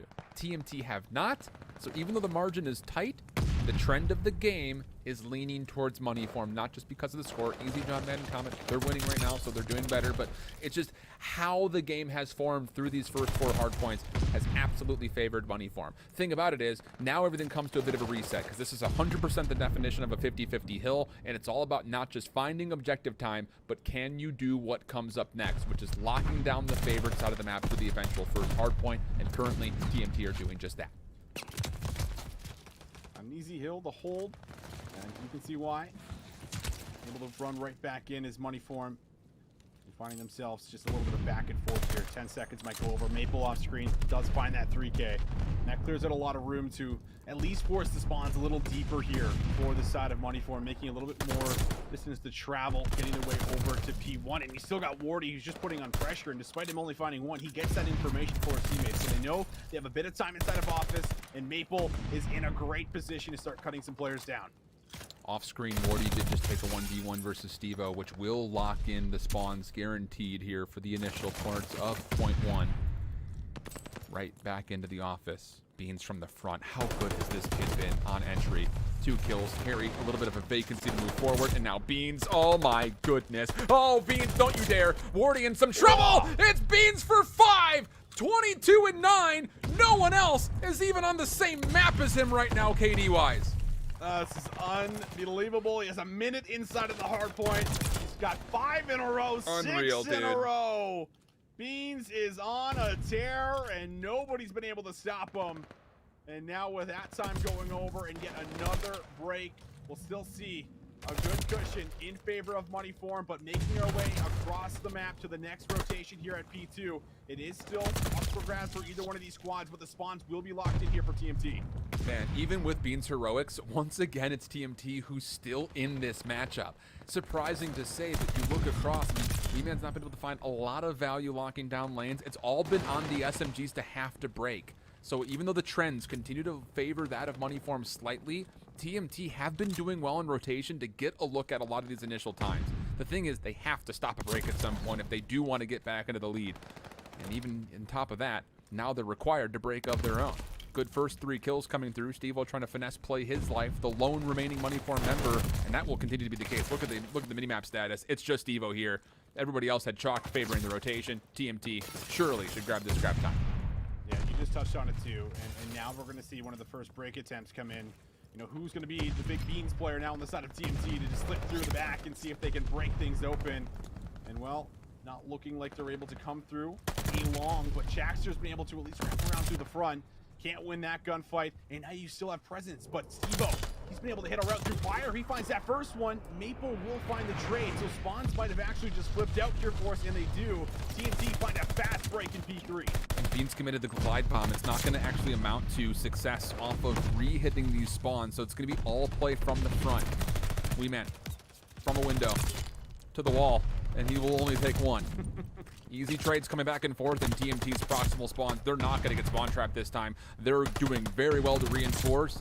And now again, first time we can say TMT has amounted to a bit of a lead. It's a tight one, but it's a lead nonetheless.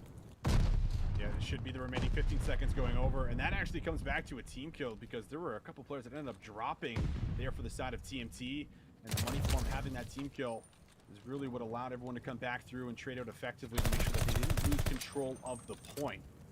So 183 to 163. TMT have taken the lead. They want to get us to a map 4, but this hill in particular, Alan, was one that they struggled with. They did not have the spawns. They had to try and break it, and last time they didn't have an answer.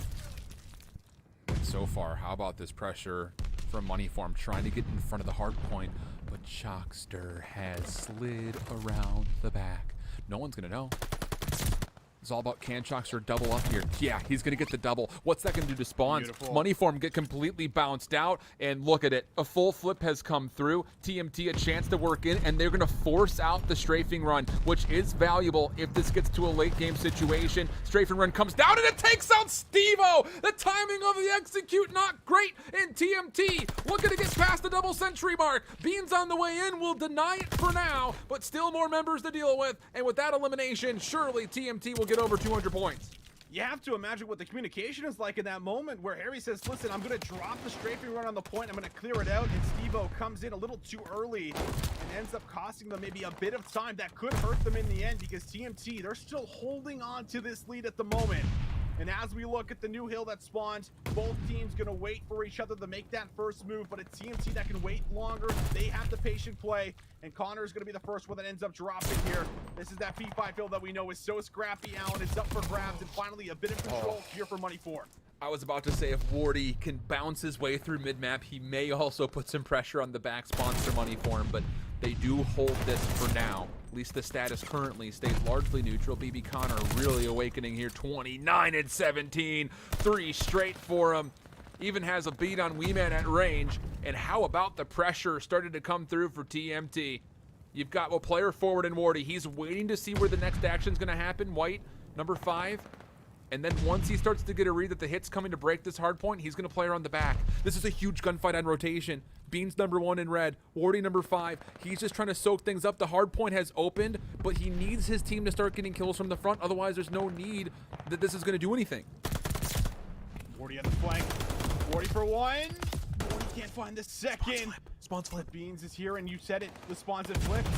The spawns that flipped, and Beans is inside of the point. Moneyform, they're here, but they need Beans to go big. And now it's chaos. It's Steve-O again, who's been able to find an avenue to slip through from behind. He finds the first one. He's cutting off the player, spawning up right now for TMT and Moneyform. They have a bit of control inside of the hard point at P1.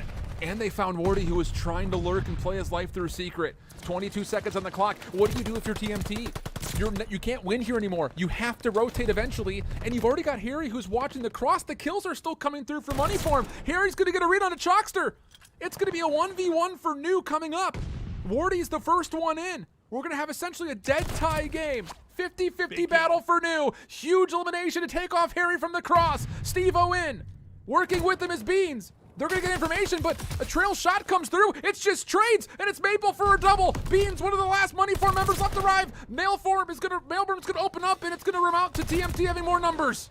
Harry goes down on the side, inside of the point right now. TMT might do it. They might get us to a game 5, but Weeman has just found 2, and that has allowed them to get back inside the hard point for now. Wardy from the side. He's went big before. Can he do it again? In from behind. He takes down a teammate. Chalkster found the kill, and Beans is calling in the streaks. It is mayhem right now in the mailroom. 235, 238. Chalkster finds 1. He's trying to slip through in the back, but he's not going to be able to find the second. Control is looking good. Moneyform should be able to get the job done here. Everyone is just flooding on through to the hard point. A few more seconds. Wardy with 1 second to contest. He can't get it, and Moneyform holds on from the front. Can you believe it? The comeback has come through. Welcome to Challengers! Oh my goodness.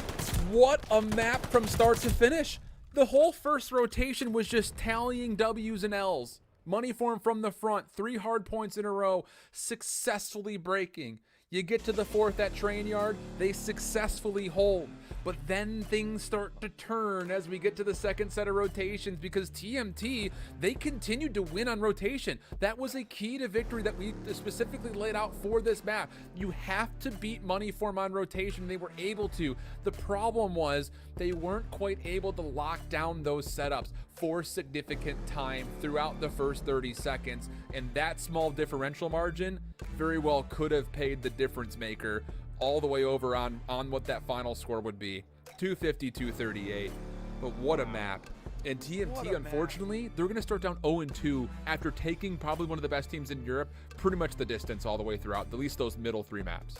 Yeah, it's a real tough way to start week 1, but they were so close to being able to take a lot of these maps. And I mean, specifically, at least the map 3 and the map 4, we saw a lot of great highs from them during that Tuscan control, where Moneyform ended up closing things out 3-1, but we could see them put up an incredible fight. And then, I mean, this one is probably going to hurt the most, right? Where the Berlin, you had a good 30-40 point lead going into that rotation. Wardy was the only one that was there. I thought after the kill Maple got onto Harry from the second floor, that was going to give them enough time to be able to get the resources in. But I mean, that's also Vanguard with the close spawns, and I mean the low time coming out of the spawn too, you can get your resources right back in. So a lot of it ends up coming down to those final gunfights, making sure everyone's in the right position. Moneyform are there, they have the setup, and I mean, just so many times they're just able to go big. And also just another big shout out to Beans joining this roster here, where he went massive in his final map here for his squad. Alan, dude, Beans is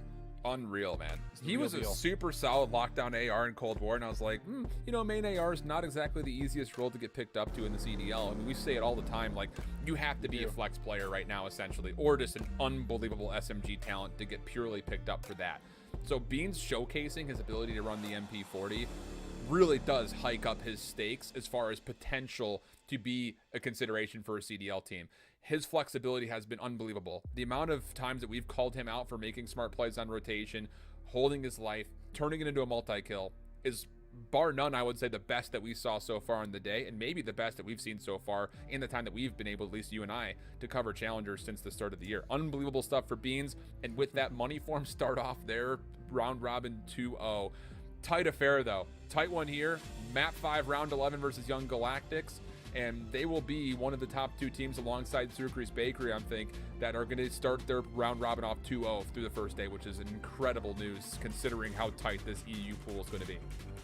Yeah, what did you say, Alan? This is what, day what is it? To day 1? It's just day day 1? It's day 1. And it's only EU as well. We still got all of North America. I mean, oh, dude, I'm loving challenges so far. It's been so fun to watch, and I mean, we're getting already a lot of these close battles that are taking place here for us. When we saw the map 5 come through between Moneyform and Galactics, you know, that one, of course, going all the way to the round 11. This one being very close. I think TMT, I wasn't expecting them to come out with this much fire on the day, so they certainly surprised me. I thought there was a lot of big moments from Jackster in the control. Wardy looked fantastic in the S&D, where they made a lot of gut check calls to make sure that they were able to clutch up and win. And Maple, I think you have to give some credit to him as well, with the sniper rifle back in the Berlin S&D as well, to make sure they were able to get that done. But boy, oh boy, day 1 of challengers in EU, it has been a treat here for us, and it leaves us open to, I have no idea what's going to end up happening going in towards week number 2, but I'm here for it either way. Wherever it goes, we're here for it.